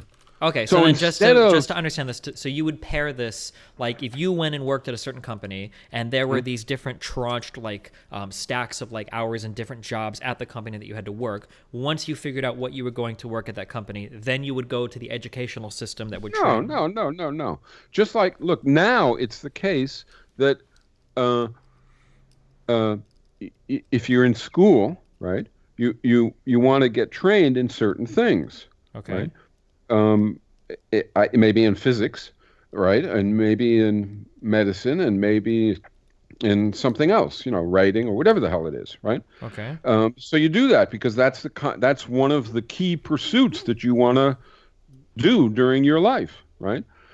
You would also get a broad education, a decision-making, various things that you would learn in context of a good education, I assume. And once you got into a workplace, there would be some on-the-job training, I'm sure, just as there is now, right? So if I were to go to school, I mean, most lawyers learn a lot of what they do in law after they get a job. Sure, but That's that's true because of doctors too. Sure, because you can't learn every single thing at school. But if anything, that makes this even more difficult for you. Like, it sounds like you're saying, like, if I go to school to become a computer programmer, I would also need to take, classes away from my major to learn electrical work, janitor work, accounting work. No, because everybody doesn't do everything. I agree with you. The notion that everybody's going to do everything is insane. But how would you? But if you go to school, has nothing to do with reality. Well, but right? if you go to school as a computer programmer, how would you possibly know what you're going to be doing until you showed up at any particular job? So you show up at a workplace that's creating computer programs. Okay. Okay. Because that's what you want to do. So I don't know, Apple or Microsoft, a workplace like that. Of course, it wouldn't look like Apple or Microsoft. Of course. But nonetheless, buildings where people do programming. Okay, so in those buildings where people do programming, the programming work requires certain kinds of background and knowledge and experience, and and the cleaning work requires much less. That's true. You pointed that out, and so does various other tasks require much less. And so inside that workplace, you would be doing programming, and you would also be helping to clean up, and you would be also doing certain other things. That would make for a balanced job complex. I guess it's, but like different programming like environments could be totally different jobs. So like I could get like a programming job working or maybe like an information tech job at like a hospital or something, right? And now the types of jobs that I would need to be able to work is going to be way different than if I got like a programming job working for like a lawyer firm. Like maybe I do like firewalls or something for them versus I just don't know how you could even account for like the plethora of work that you might be thrown in because most of the work or a lot of the work that you be getting in addition to the work that you trained for, right, is not hard to learn. It doesn't take particularly long to learn. And you don't think it would be... Let me give you that example of South End Press again for a minute, Sure. right? So we were a bunch of people who actually had been in graduate school together in economics, okay? And we got together and we decided we were going to make a political press because we thought there was need for one. So we were going to do that. So we had to learn how to typeset. We had to learn how to work with the authors. We had to learn how to edit. We had to learn how to clean the place. We had to learn, and so on. There's various tasks that we had to learn, some harder, some less hard. Okay, so we did all that. That's not beyond the human capacity. Remember that woman who learned how to do the accounting books? Yeah, I mean, it's not beyond it. It's just like insanely inefficient. But I guess you're saying if the trade-off is everybody is happier, then, well, yeah, of course. Like as a business owner, like the first thing you learn is that like doing every job is literally the worst approach to owning a business, right? You have to doing every job is insane. Okay, or even doing most jobs. Don't keep doing that. Doing a few jobs in a balanced mix, where what you've done is you've taken 80% of the population, right, and they are also doing empowered work. So they're doing conceptual work. So taking the women in 50 years ago, right? They're all of a sudden, their capacity to be doctors has been contributed to society. That's half the population. Their capacity to be lawyers or engineers has been contributed to the population. So you're unleashing all of that capacity, which previously had been essentially stamped out, right, by an education. And so in this society, would literally every single worker be required at least like a 4-year education at like at a college or university or whatever? Well, certainly educate in a good society, in a good economy. Such education would be free. Uh, Even um, when you make it free, though, not necessarily everybody wants to pursue those right. levels of Not education. necessarily everybody does want to do it. But you would But have to if you go to a job and you're given one of these like slices of work that includes jobs that you need to be well, educated for. presumably, what you can say, I think, is this: Hmm. you would want the educational system to prepare people to be full participants, creative, capable participants. Not everybody the same, right? In a workplace council, in some workplace. Now, the person is obviously going to gravitate toward one thing or another. Let's say the person is a musician, or for that matter, a ball player, or whatever it is, right? They probably are going to be quite happy to learn their skill and their approach and the knowledge that's associated with it, and to also be made a well-rounded person who knows how to get along with other people and can do other kinds of tasks that don't require a long time to learn. And that's what would happen. Okay. I mean, I think we disagree on the feasibility of this, but maybe we could move on from here. I don't think we're going to come to an agreement. But why is it infeasible? I don't can think it's see real. I one think reason that people would well, say so it like, isn't feasible. sure. Well, I can give you my reason why I think it's infeasible. I just don't Okay. think that we can organize an education system and all of these I don't want to say job markets, but these corporations where every single person can feasibly learn a lot of these like high level jobs, and then Wait, people that can nobody suggested that. okay, that even us. Okay, I don't think it's possible that the 20% could cut their labor in half, and that the shortfalls created by that could be picked up by the 80% in a way Okay. that consumers would be happy with. So, for Okay. instance, if I went to a hospital and my child was sick, I don't want somebody that normally cleans the floors who is now doing And 60 surgery. years ago, you would have said, "I don't want a woman" or "I don't want a black."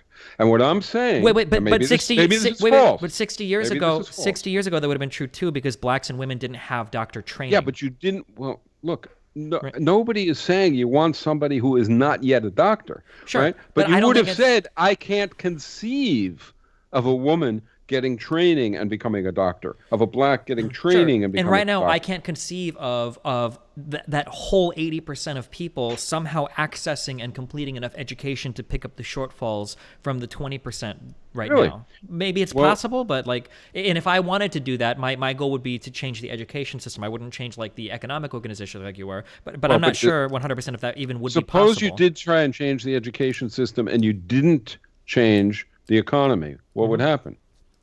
Well, that's a really broad question. What do you mean? What would happen? like, Well, in 1969, Okay. the government, after the turmoil of the 60s, the government set up something called the Carnegie Commission okay, to investigate. And what they wanted to determine was what the fuck happened. okay. Why did this gigantic turmoil happen so that we can prevent it from ever happening again? This is the government and elites, right? And Carnegie Commission, corporate elites setting up this commission to investigate it. And it was quite interesting because they actually came up with what they thought was an answer, which I think it wasn't the only answer, but they were right about it. And what they said was we were overeducating the population. Because of Sputnik, I don't know how much, but there was a big turmoil at the time around education, and all of a sudden there was an enlargement of public education and of the quality of education and the breadth of education and so on.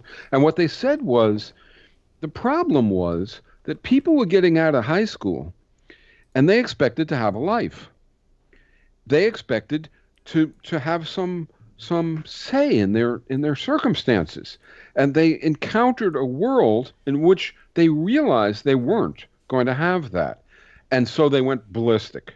And there was a lot of truth to that. Okay, I mean, Now, I guess maybe. their lesson from that, just let me just finish this for a second. Their lesson from that was we have to stop what we were doing. We have to cut back education. We have to create more vocational schools, which are loud and noisy and huge rooms full of people to prepare people for work in a corporation. We have to low-level work in a corporation. We have to cut funds to high schools. We have to segment people in high school so we can be sure that a lot of people are coming out prepared to be essentially wage slaves, prepared to be filling working class jobs. Now, what you're pointing out to me is, Michael, you have the opposite problem. You have to get a mesh between education and the economy. They wanted the mesh to be that the educational system produced people ready to obey orders and endure boredom. You have to educate people who are ready to participate and to make decisions and to take responsibility.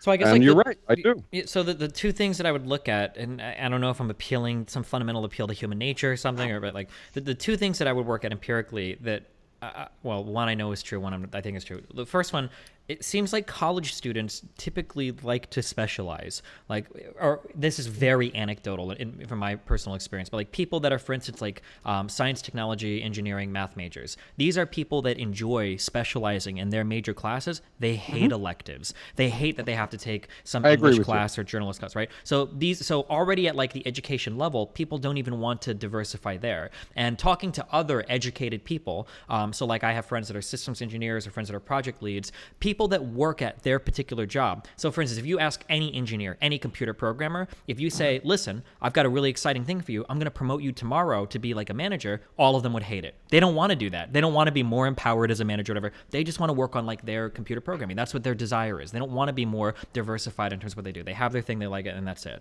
Like I know that these two things, I'm confident in saying that these are generally true. Another thing that I know that makes me wonder on an empirical level for this, because obviously if I grant you that all of this is achievable and we don't lose any like efficiency gains, or if we don't lose a bunch of efficiency or whatever, then your world, it sounds pretty good. But I know, for instance, after NAFTA occurred, I believe the Clinton administration set up like a commission to kind of analyze like what happens when we try to retrain people for jobs. It's a big question that a lot of globalists have no good answers for, which is when people lose jobs in your country because you send work overseas or to other countries, what do you do with those people? Sure, your consumers get cheaper prices, but a lot of people lose work. Well, if we spend money to retrain them, what does that look like? Now, as far as I'm aware, at this level, the empirical data shows that retraining people is a huge waste of money. You're better off just giving them the money verbatim. Once you reach like 40, 50 years old, you're not going to retrain to be an engineer or a computer programmer. Like, people like to specialize in their labor. Now, that's just a general takeaway that I seem to have from those two little bits of information. I'm sure I could think of more, but it seems like when people do like types of work, they like to specialize, they like to have their thing, and then they do it, and that's it. And that trying to diversify the whole workforce seems like a fantastical idea. But you keep having in your mind, I think, this image of employees being, very broad, doing these huge array of things. I'm not suggesting anything like that. I'm suggesting that they're doing a mix, but that doesn't mean it's a mix of 100 different things. It means there's one thing that they maybe specialize in. Not everybody does, but I agree with you. Lots of people would. They might specialize in writing songs. They might specialize in science. They might specialize, whatever it is. I agree with you. So that's the thing that they get their dignity and fulfillment from in the empowered sense. And then the rest, why do they do the rest? Well, they do the rest because it generates a society which is equitable. It generates a society in which you don't have these class struggle and class hierarchy. It generates a society in which you don't have, like in the United States right now, working class communities that are devastated, and which, they're just devastated. Most people don't realize how bad this situation is. That's part of what's created the Trump phenomenon. So you opt for, why do people opt to change society so there's less and hopefully no racism, or less and hopefully no sexism?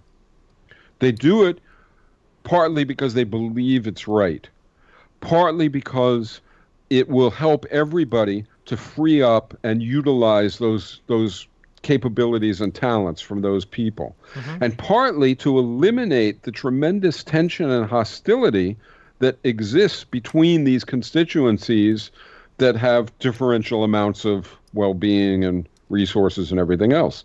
That's why you would work to get rid of class division also. Okay. And then I'm guessing that for these 20% of people that probably wouldn't want to differentiate their work or whatever, you would just vote them out basically, and they would be forced to kind of. Well, if you look at now, right? In other words, you face an economy which has certain attributes. Okay. And by and large, you don't question those. You rather choose a spot in there that you're going to aim for. Okay. Right? Okay. Well, that's what would happen in a participatory economy.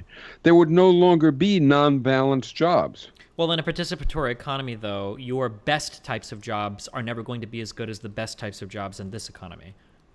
So, for instance, if I wanted to be a doctor full-time, I no longer have the option to do that. That's correct. There are other questions about, like... That's correct. So 20% of the workforce, right, doesn't get to have optimal circumstances, while 80% of the workforce has subordinate circumstances. Sure. Do you ever worry that, like... produce a degree of equity. Do you ever worry that that degree of equity that's being created there might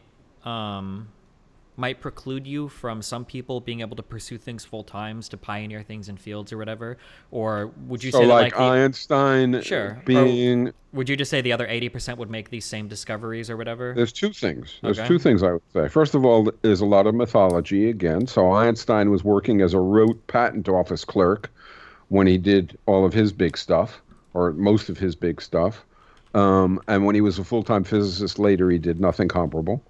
So there's a lot of variables that affect things like that. But you don't think maybe Einstein could have made more progress even if he... Let's say okay. You're right.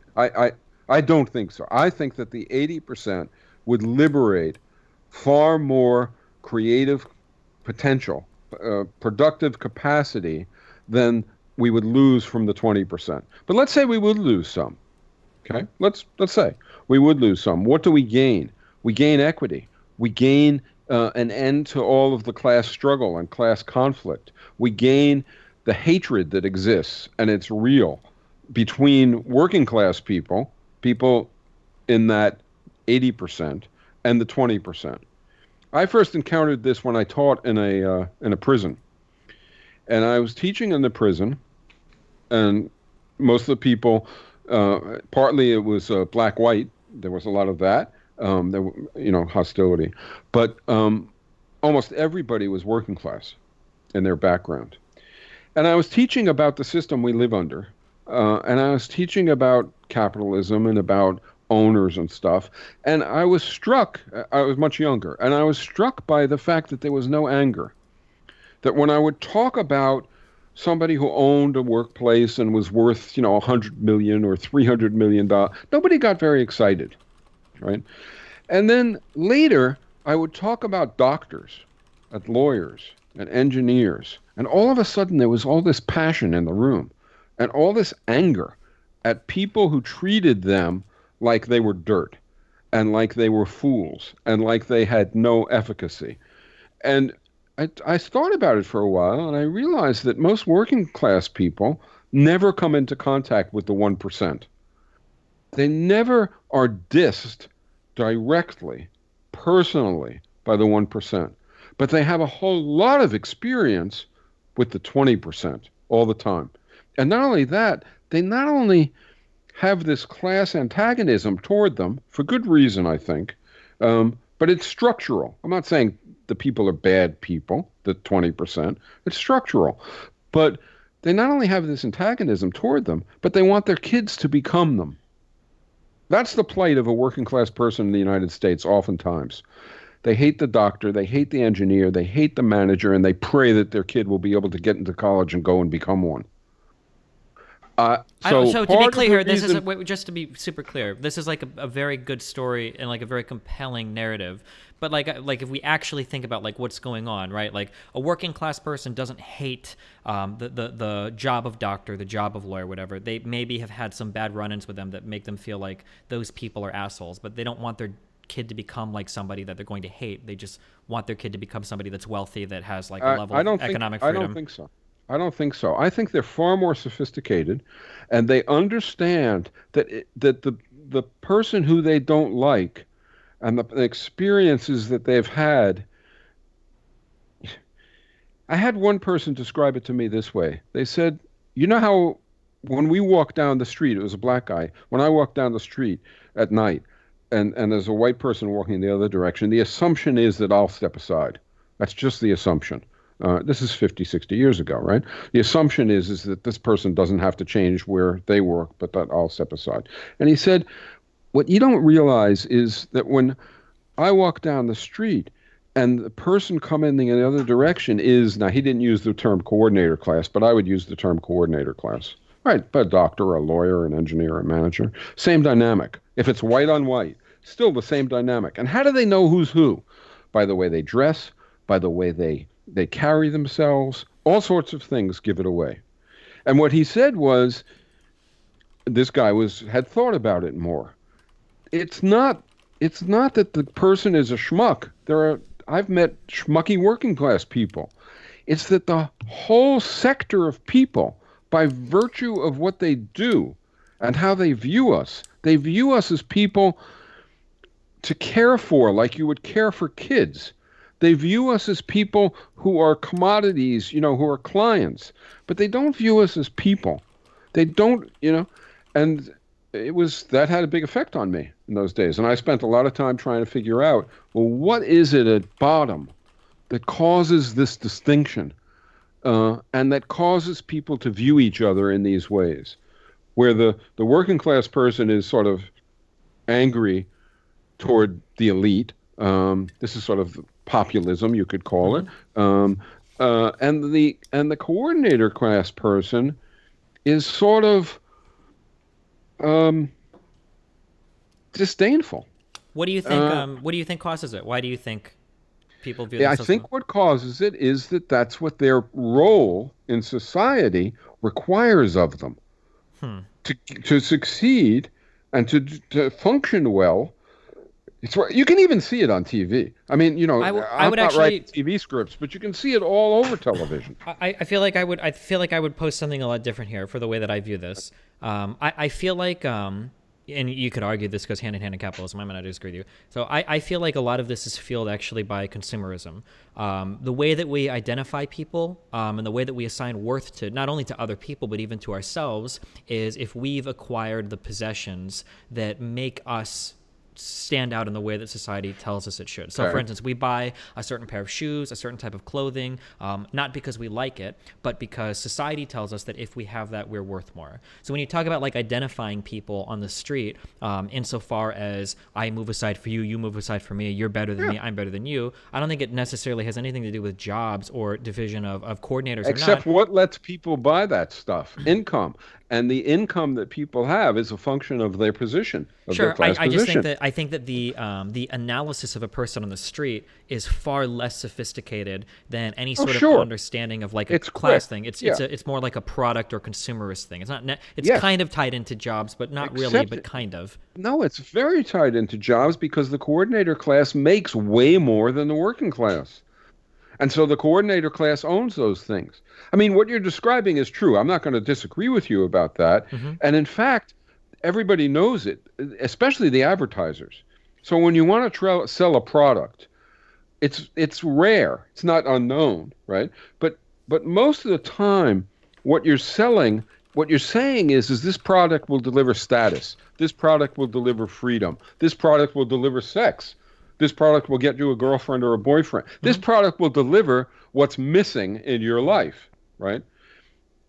Which tells us something about our lives. I mean, just watch 100 ads in a row and you'll discover something about life in America. What it is that people crave and don't have, and then they try and get it by buying this crap that doesn't, and never intended to, fill those needs, because you don't want to fill those needs. You want people to keep buying. It's a sidebar, but it's part of the whole system. I agree with you. I mean, the system that we live under, it's not. Imagine you were put in jail tomorrow, right? All right, so you're in prison, and imagine the prison has a commissary, a place where you go and buy products, basically. Yeah. Okay, so you go in, And it's your first day in jail, and you get to go to the commissary, and you look around, and everything is crap, and you don't want anything, right? So you're pissed off, and you go back to your cell, right? A week later, you go in. Maybe you still are that way. A month later, you go in. You're no longer that way. Now you see these array of stuff in the commissary, and you want some more than you want others. Why? Because it's all that's available. And so your taste, and if you want to be depressed all the time, you keep wanting what's available outside the prison, right? Some people probably do that. But if you're sensible, you sort of remold your tastes a little bit so you can get some pleasure out of the crap in the commissary. Now, I actually think that that's what everybody is doing all the time in the United States. We are remolding our preferences to get pleasure out of the crap that they supply us. Some of it's good. I like my iPhone, blah, blah, blah. But a lot of it isn't. And more than that, we remold ourselves to get pleasure out of our jobs, to try and enjoy our circumstances instead of just being constantly whining about them. But given the opportunity to have a different context, you discover that people's tastes are a little bit more broad, but only when it's possible. Sure. Yeah, I mean, I don't think I disagree with any of that. Like, our expectations, and we acclimate like very quickly to what's available to us in terms of what makes us happy or not happy, right? I guess so. We could spend. I want to give you something big that comes off of what you just said. Sure. Which is right. I agree with you completely, right? Something big that comes off of it is, suppose your economic system is biased in a certain fashion. In other words, it's biased to deliver X over Y, right? Then what you're describing is that rational consumers start to want X more than Y, especially if it delivers X sort of cheaper than its real cost and Y more expensive than its real cost. So we change. Well, a market system is biased against dealing with the ecology. It is biased against providing collective goods. It is biased toward individual production and individual consumption. And we change our taste to fit that bias. Otherwise, we're miserable. So we make ourselves over time want stuff that's available. Balanced jobs aren't available. None of us want them. None of us think about them. It's nowhere near our consciousness, right? As you described. Real quick, because I know I understand the road that we're down, and like I must agree to some level that whatever society you're born into is going to program you to some extent to prefer that society. That black people are less than white people, women are less than men, depending on what time period you're from, of course. And it can seem impossible to break free from that system if you're born into it, even though now we have some historical perspective and we can see, well, those people were foolish, right? You're just saying that you're maybe 50 to 100 years ahead, looking back saying, well, we're going to say that like a market economy right now is also a foolish idea that we're constrained to. And that's possible. It could entirely be possible. But the caution that I would say here is just because things have been bad in the past and were replaced by something else doesn't mean, one, that what we have right now is necessarily bad for any given reason, and that, two, that your replacement is either possible or remedies the problems given, right? I do agree that it is entirely possible that that even like my brain is so poisoned with neoclassical assumptions or our current like modes of production that I can't see a way out of it. That it is possible, right? I can see that. But even if it is, like the replacement needs to be something that's possible that I could suggest. I agree. Yeah, of course. It's incumbent on me to make that case. Of course, which is what you're attempting to do. Yeah. Or what you are doing. Briefly. Sure. Yes. Yeah, briefly. Yeah, of course. To not get so I think I understand how you would dole out jobs. I think we kind of understand this. Do you want to just so that we're not doing this for hours and hours tonight? Do you want to talk a little bit about how goods are doled out to households? I know that like part of participatory economics does that. If you want to move on to that, or if there's another part you want to move on to, you can do that. No, that's fine. That's the hardest part by far to think about. When we were thinking about this, balanced job complexes, they're different, right? But and so in that sense, it's hard, sort of outside the box, but it's not that complicated. And the same thing with equitable remuneration. But allocation is more difficult. I agree. I'm against central planning because it's authoritarian. I'm against central, not because it doesn't work. It can work. And in fact, most people don't realize this, but the economic literature in the United States totally acknowledges that central planning can work. It's for the population that it said that it can't. But I don't like it anyway. Sure. Right? To be clear, just because it gives you authoritarianism and it robs self-management and so on and so forth. Sure. So just to be clear, the coordinated class rules the working class. Yeah. I don't like markets for a host of reasons. Sure. Just to be clear, when economists today say that central planning can't work, it's not that central planning Can is work. Yeah, or if they say it can or can't, that the problem isn't generally with central planning. It's the idea that when you try to centrally plan for too many variables, it becomes impossible to do so. So essentially planning at like the population and that's level that's exactly what actually economists in the United States have seriously investigated in a way that I wouldn't, because I don't want to make it work. Because I don't like it at its best. Because you consider authoritarian, but, sure. So, because it's authoritarian and it's got class division and so on. But they investigated all sorts of mechanisms to build into the central planning to deal with these so-called information problems. And they feel that they have done a whole lot of that and succeeded in providing incentives to generate information, et cetera, et cetera. But I don't want to spend a lot of time on that because I don't care, right? The best conceivable central planning, which you may feel is impossible, but even if we say it is possible, I don't want it, right? Sure. You're ideologically opposed to it. I understand. It's not ideologically. I'm opposed to it because it produces a coordinator class, working class division, a hierarchy of wealth, income, power, influence, authoritarianism, which spreads throughout society, et cetera, et cetera. And I don't want any of that. I consider all of that. I mean, if you have to have it, if the alternative is starvation, okay. Yeah, but I'm sorry. I didn't mean like we should have a better system. Yeah, I didn't mean ideologically like in a partisan hackery way. I just meant like ideologically you're opposed to what follows from authoritarianism. Yeah, sorry. Okay, so how would we? Let me give you the extreme. Here's where I'm considered an extremist. I mean, so far people might consider me crazy about some of these things. Yeah, right? I mean, I would. But I think markets. I think markets are the single worst, single most destructive artifact of human creation in history. So I'm a market abolitionist. I think markets, by their dynamics, are incredibly harmful. More and more people are beginning to see this as the world faces the possibility of extinction. But I've felt it for a long time. In any case, the real question is, what's the alternative? So the alternative is what's called participatory planning. I should say markets are market planning, right? Every economy winds up with something that's done, and the thing that's done is, in fact, the plan, right? So market plan, you can call it market plan. Now, that doesn't make it anything like central planning. It's nothing. I mean, it's completely different from central planning. In any case, participatory planning is also completely different than central planning. Okay, sure. It's basically workers' councils and consumer councils, and consumers as individuals operating in the consumer councils and workers as individuals operating in the workers' councils, cooperatively negotiating inputs and outputs.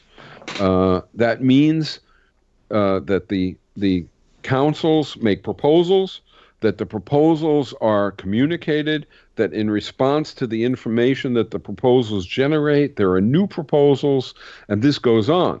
Now, in a quick rendition, this is going to sound, that would be nice if it was possible. Okay, so I agree with you. We'd have to spend some time to prove it's possible.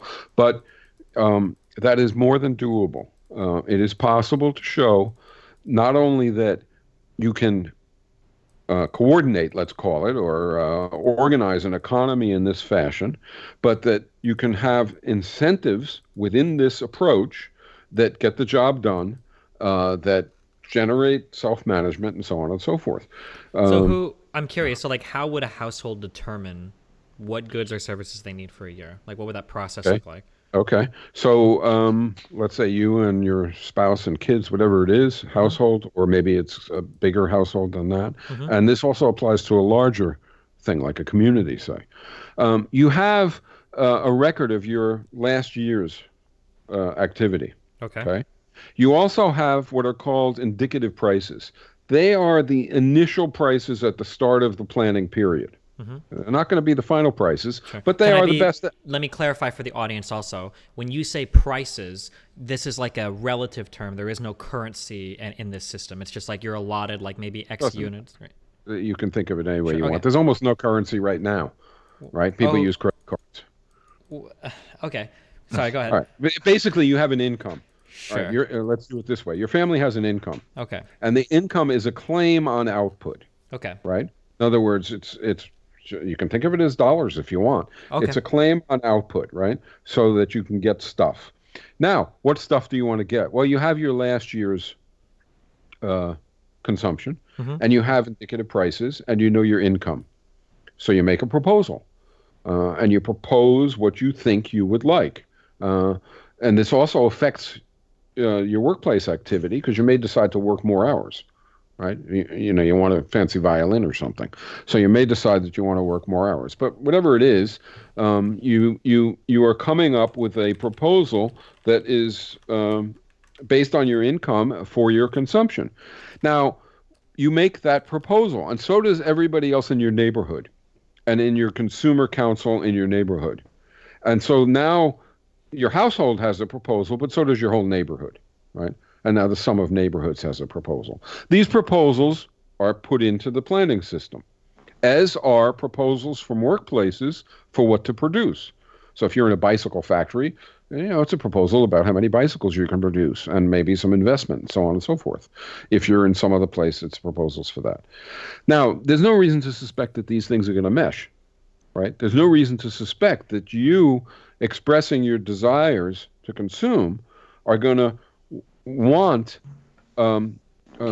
in sum total for the whole society the amount that you as a producer in sum total for the whole society want to produce. In fact, it's far more likely that what is proposed for production will be less than what is proposed for consumption. Sure. Right? Just a quick question. Now there's just an iteration mechanism. Yeah. There's a back and forth, and you arrive at a plan. Can I ask just a quick question? In all of society, assuming people are doing an average amount of work, everybody makes the same amount of money. Everybody has the same price. If you're working in the same duration, the same intensity, and the same onerousness, you all get the same income. Gotcha. Okay, so every household is working theoretically the same amount with harder working people putting in more effort, getting more. Yeah, not working harder jobs necessarily, but putting in more effort. Right. Okay. Yeah.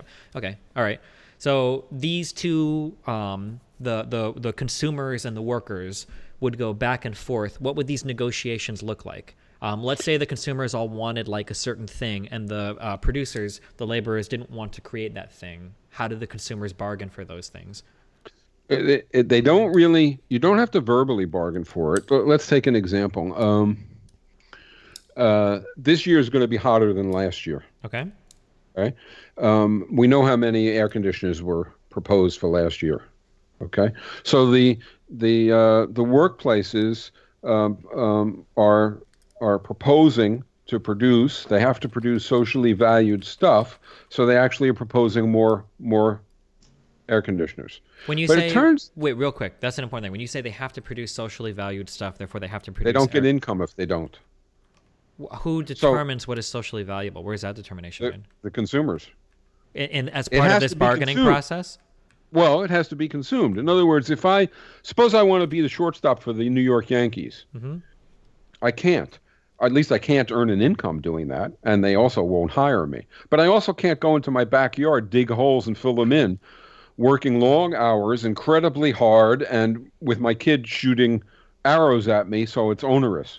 Yeah, I guess my question is I want a high income. I can't do that. I have to be producing something of use. Yeah, my question is like, what if consumers are demanding some good that laborers just don't want to produce? Or how would you like crazy example, like sex toys? Let's say somebody wants to have like a dildo factory, right? Like a consumer wants to produce something like that, but laborers are like, well, this is ridiculous. We don't want to make this. Who determines like that's like a social good? Or I don't think that's the good example. I think the good example is consumers want X, right?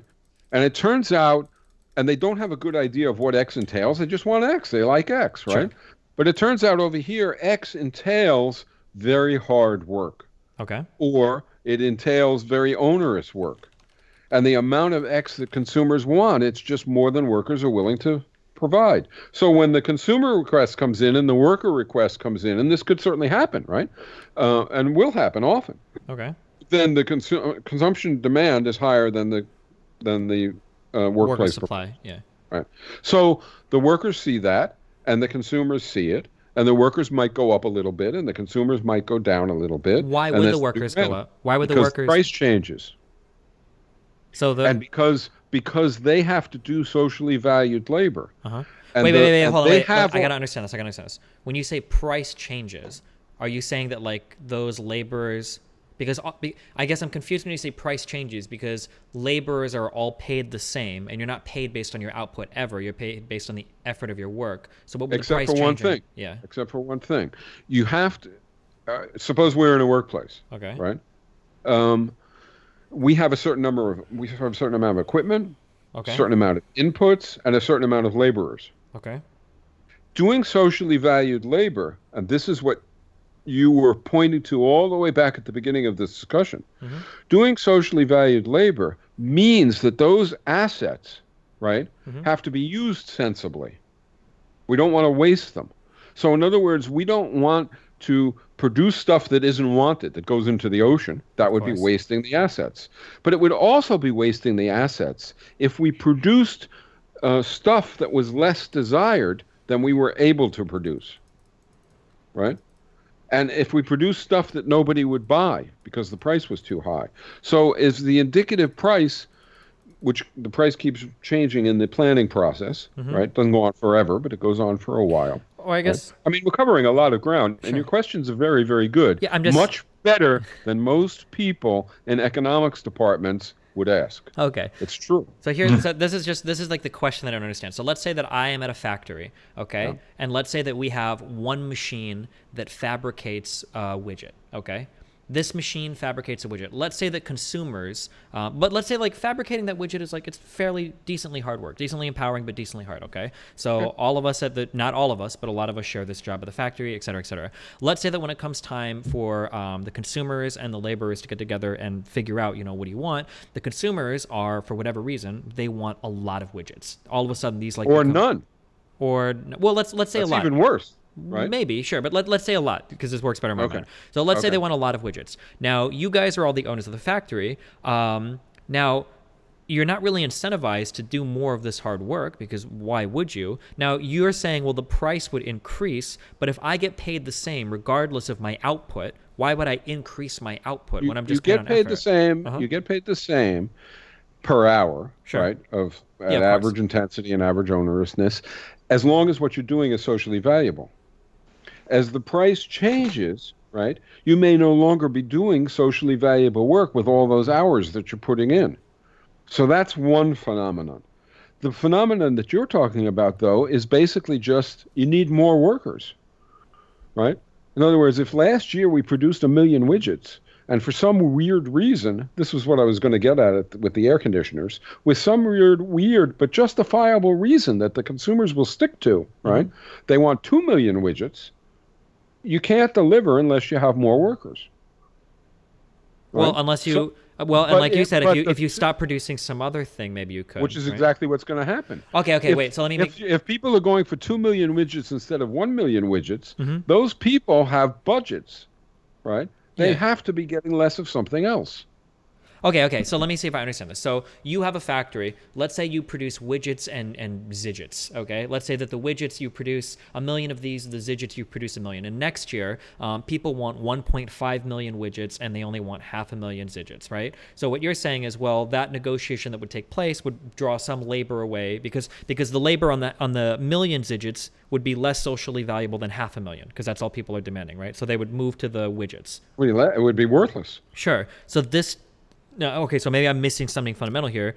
This just sounds like a market interaction with more layers of like abstractness. But that's because when we think of what a market is, we're told by popular culture and also okay, can we skip training? I don't so regardless of popular culture, so here's my understanding of a market, okay? The difference between a market and a planned economy is the inputs and the outputs in a market are determined by supply and demand. In a planned economy, those inputs and outputs are just determined by some commission that makes a decision. So on the plan side, you're almost right. Okay. Because the planners oftentimes will go out and test preferences. Yeah, they try to survey. It's not supply. completely arbitrary. Right. They'll try to say, like, you should But have the a other function. side isn't true either. Okay, go ahead. Tell me why. So, for instance, well, I'm thinking up an example here. Mm-hmm. Do you think the public would like television without ads? Yeah. Has anybody in TV until the cable companies came along? I guess it's not a good example. Sure. So the cable companies Well, we have can to do it. actually, that's a great example. We can use that. So would consumers like TV without ads? That is true. There would be a quantity demanded of TV without advertisement. However, the cost, right? Suppliers would only be willing to supply TV without ads at a given cost, and the quantity demanded of television without ads at a high cost, which is what it would have to be sold as, would probably be quite low, right? So yeah, and this is economics 101 with the supply and demand curves. Sure. What actually is going on in markets is bargaining. You're right. Okay. And it's driven by power. That's why maybe in your junior year you take a course about monopoly and you learn that monopoly pricing, in fact, isn't like the other pricing. Monopolies can use their bargaining power to kick up their prices. Sure. All right. So it isn't the case that it's all a function of supply and demand. Even if it was, it would have all sorts of problems. But it's not. So I would agree with you that I'm using an incredibly simplistic model to analyze this. But for you to demonstrate, you to show me why the model doesn't work, you'd have to do it again. Do it again. Yeah. So the quantity demanded of ad-free television at the price that suppliers would be willing to price it at is probably very low. Like, for instance, like if you want ad-free programming today, you can get it. You just have to pay for HBO Plus or pay for like the advanced Hulu subscription. And where's the money going? Well, the first handoff is probably to the people providing the service, whoever's running the network or whatever. And then there are many handoffs. Okay, so the first thing is profits. Okay. Right? I mean, switch it to pharmaceuticals and it's easy. Sure, we do pharmaceuticals. Stark. Yeah, sure. Okay, so it's stark. In the case of pharmaceuticals, the cost of production is nearly zero, and the relatively speaking, and the gigantic cost of sales is because they have bargaining power and they can jack up the prices, which they do. I disagree. And then the income goes to profits. I disagree with that. The cost of production is illusory in pharmaceuticals because the production has to take into account the high cost of research and development, right? That's where like the marginal cost much of which is paid for outside the pharmaceutical industry. But no, that's not true. Look, here we're just going to disagree. Yeah, we can we can flat the disagree. bottom line is, do the pharmaceutical companies make huge profits? No. They don't. The rate of profit in a pharmaceutical company is going to be probably about the rate of profit in any industry. If there was greater profits to be had there, then more people would invest. Go out into the real world. That's what Economics 101 says. It says everything is perfectly competitive. No. It's not about it. No rate of profit at all. Right? It says the rate of profit is zero, right? It will be competed down to zero. That's what you were told, right? The reality is that different industries have very different rates of profits, and it's a function of their bargaining power. Okay, here's a question. If the rate of the pharmaceutical company's profit was so high, why wouldn't every single capital investor just run there and bear all the barriers money? to entry are high. No, there's not. Anybody can go and trade stocks right now of pharmaceutical companies if they want. Anybody can go onto an open market and buy those stocks. Buy stocks. Yeah, but why wouldn't the price of those stocks and dividends or whatever be driven up and up and up and up until the company has no more money left to distribute? Like at some point, like you can't have these companies that are making. I have to admit, I don't know. I have never understood and I don't understand the stock market, so I'm very hesitant. Well, capital markets are a pretty important part of the profitability of like major publicly traded companies. A lot of what I focus on isn't existing companies and existing relations, right? I think those are so horrendous that putting my time into proving that they're horrendous isn't worth much because it's totally obvious. The income distribution in the United States is so incredibly skewed, so incredibly distorted that 4 or 5 people own as much as half the population. It doesn't matter how we tweak it. It's disgusting. So it doesn't matter how we tweak it. The violence to the ecology is disgusting, et cetera, et cetera. So I try and focus on the alternative. Sure, because I understand. I think you're right. You're right that we will never get anything else if we can't make a case that an alternative which looks better is also possible. Sure, I understand. Okay, just for the record, I feel like I'm being like pretty fair in this conversation. I'm trying to. You told me in one hand, you told me to go out into the real world to analyze things, and then the other hand, we're talking about rate of profits, and you don't care at all about capital markets. Like these two things are like. No, but I do. If you look at the income of the owners of pharmaceutical companies, and out in the world, I will predict that they are hugely wealthy. Of course. Okay.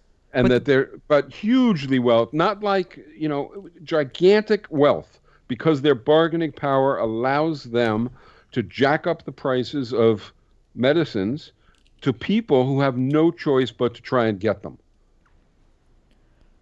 Okay. Well, let's move back to the how households figure out like factory. Yeah. Yeah.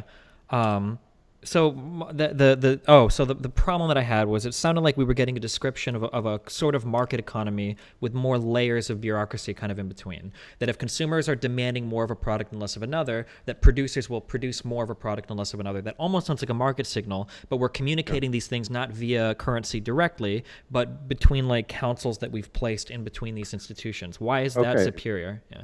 It's superior. A part of what you just said, I think, is true. Okay. That is to say, markets are communicating and participatory planning is communicating. True. And markets are facilitating decisions and participatory planning is facilitating decisions. True. And they're doing it in light of some kind of an estimate of costs and benefits. True. Markets don't measure costs and benefits properly. Well, not even remote. So I have to ask what you mean by cost and benefit now. What do you mean by that?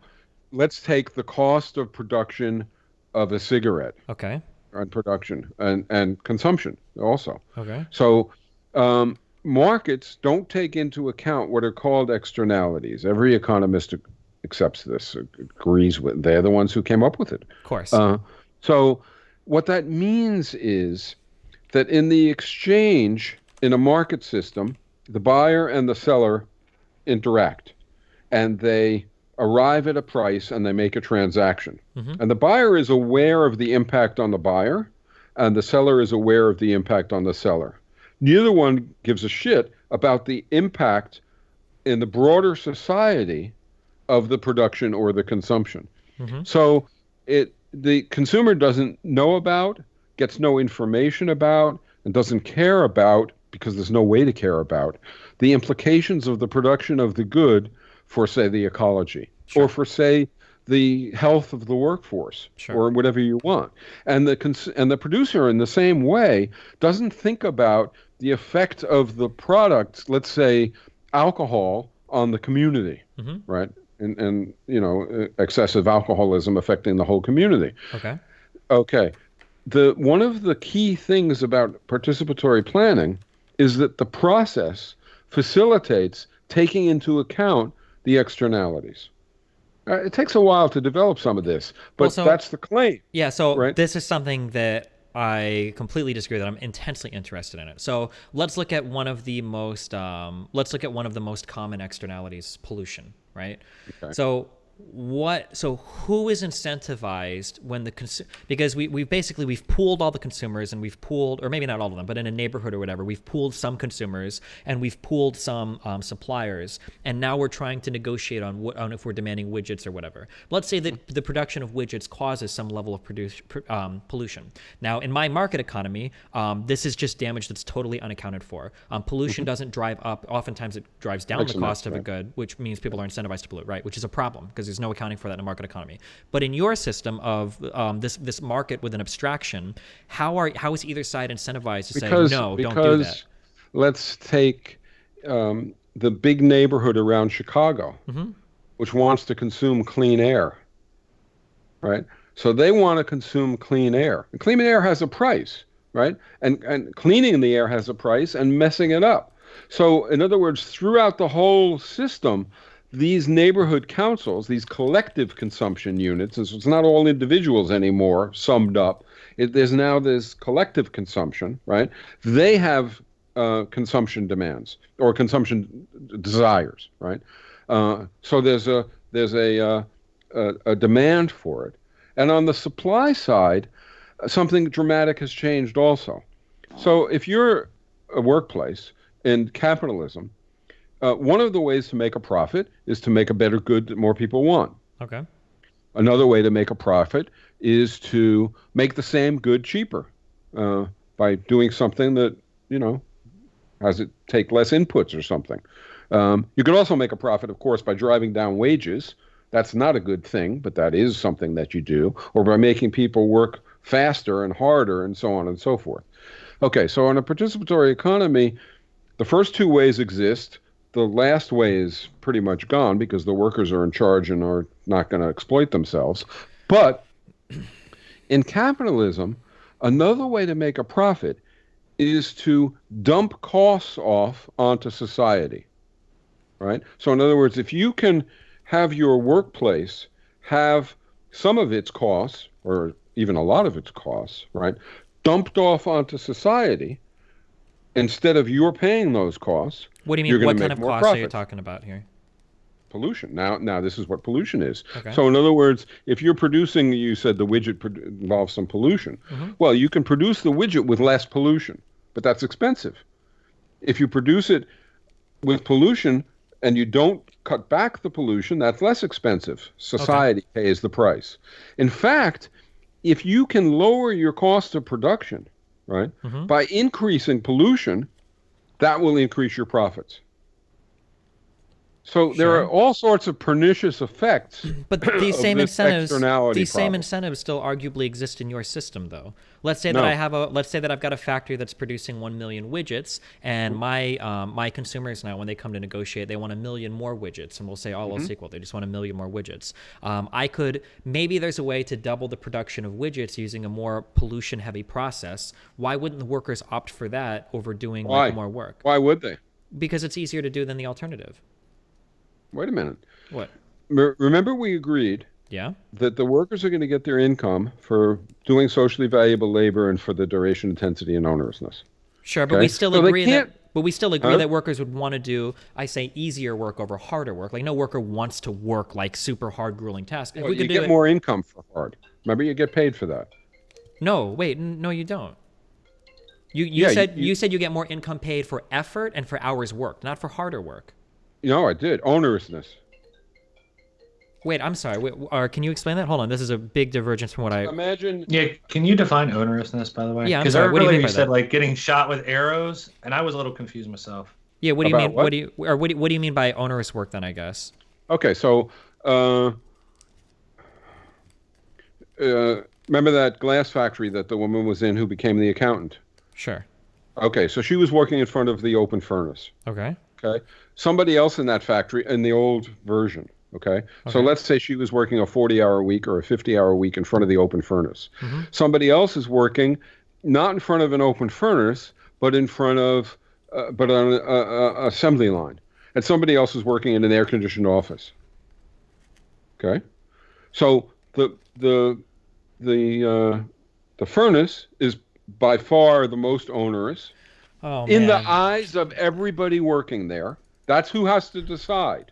That's what yeah. self-management is. I You didn't. don't I didn't. decide. Yeah, I don't didn't. decide. They This is decide. okay. I have to integrate that. I don't want to go back and challenge it, but if I would have known that, then that would have been a whole other dimension by which I would have no idea how you would decide what work is more onerous, like a janitor versus a doctor. Some surgeries can go 20 plus hours. Fine. So I'm And like, if it's really onerous, right, then there can be higher pay for it. The workforce decides.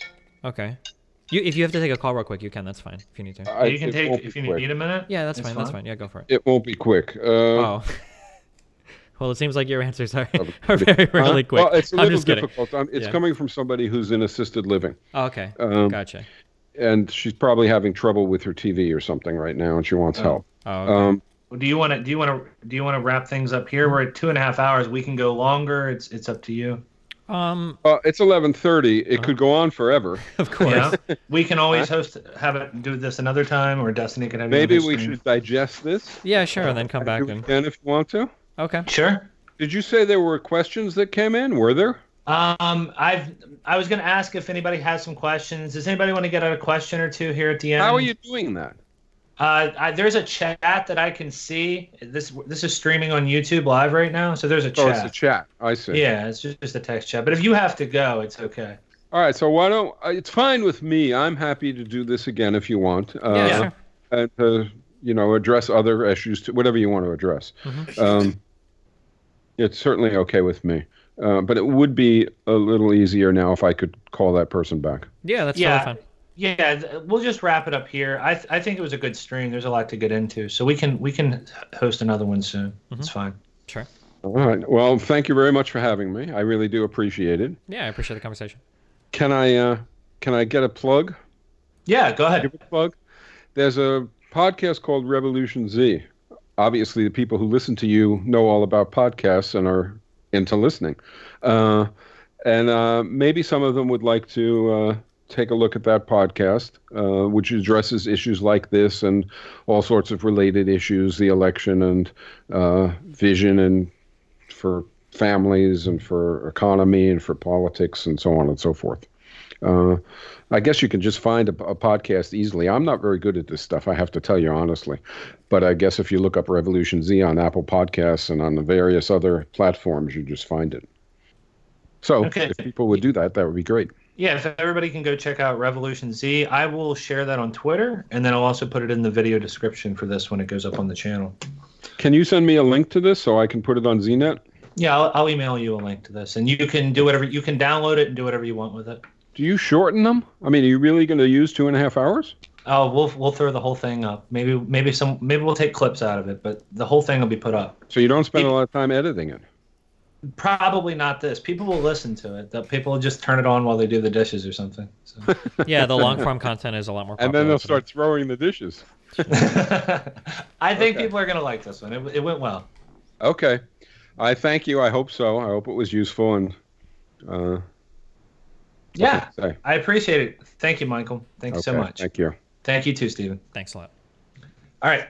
We'll close it out here. All right. Bye, guys. Bye. Bye-bye. Amoral profit-making machine. That's all it's about. It's going to do whatever it can to make as much money as it can, and it doesn't care.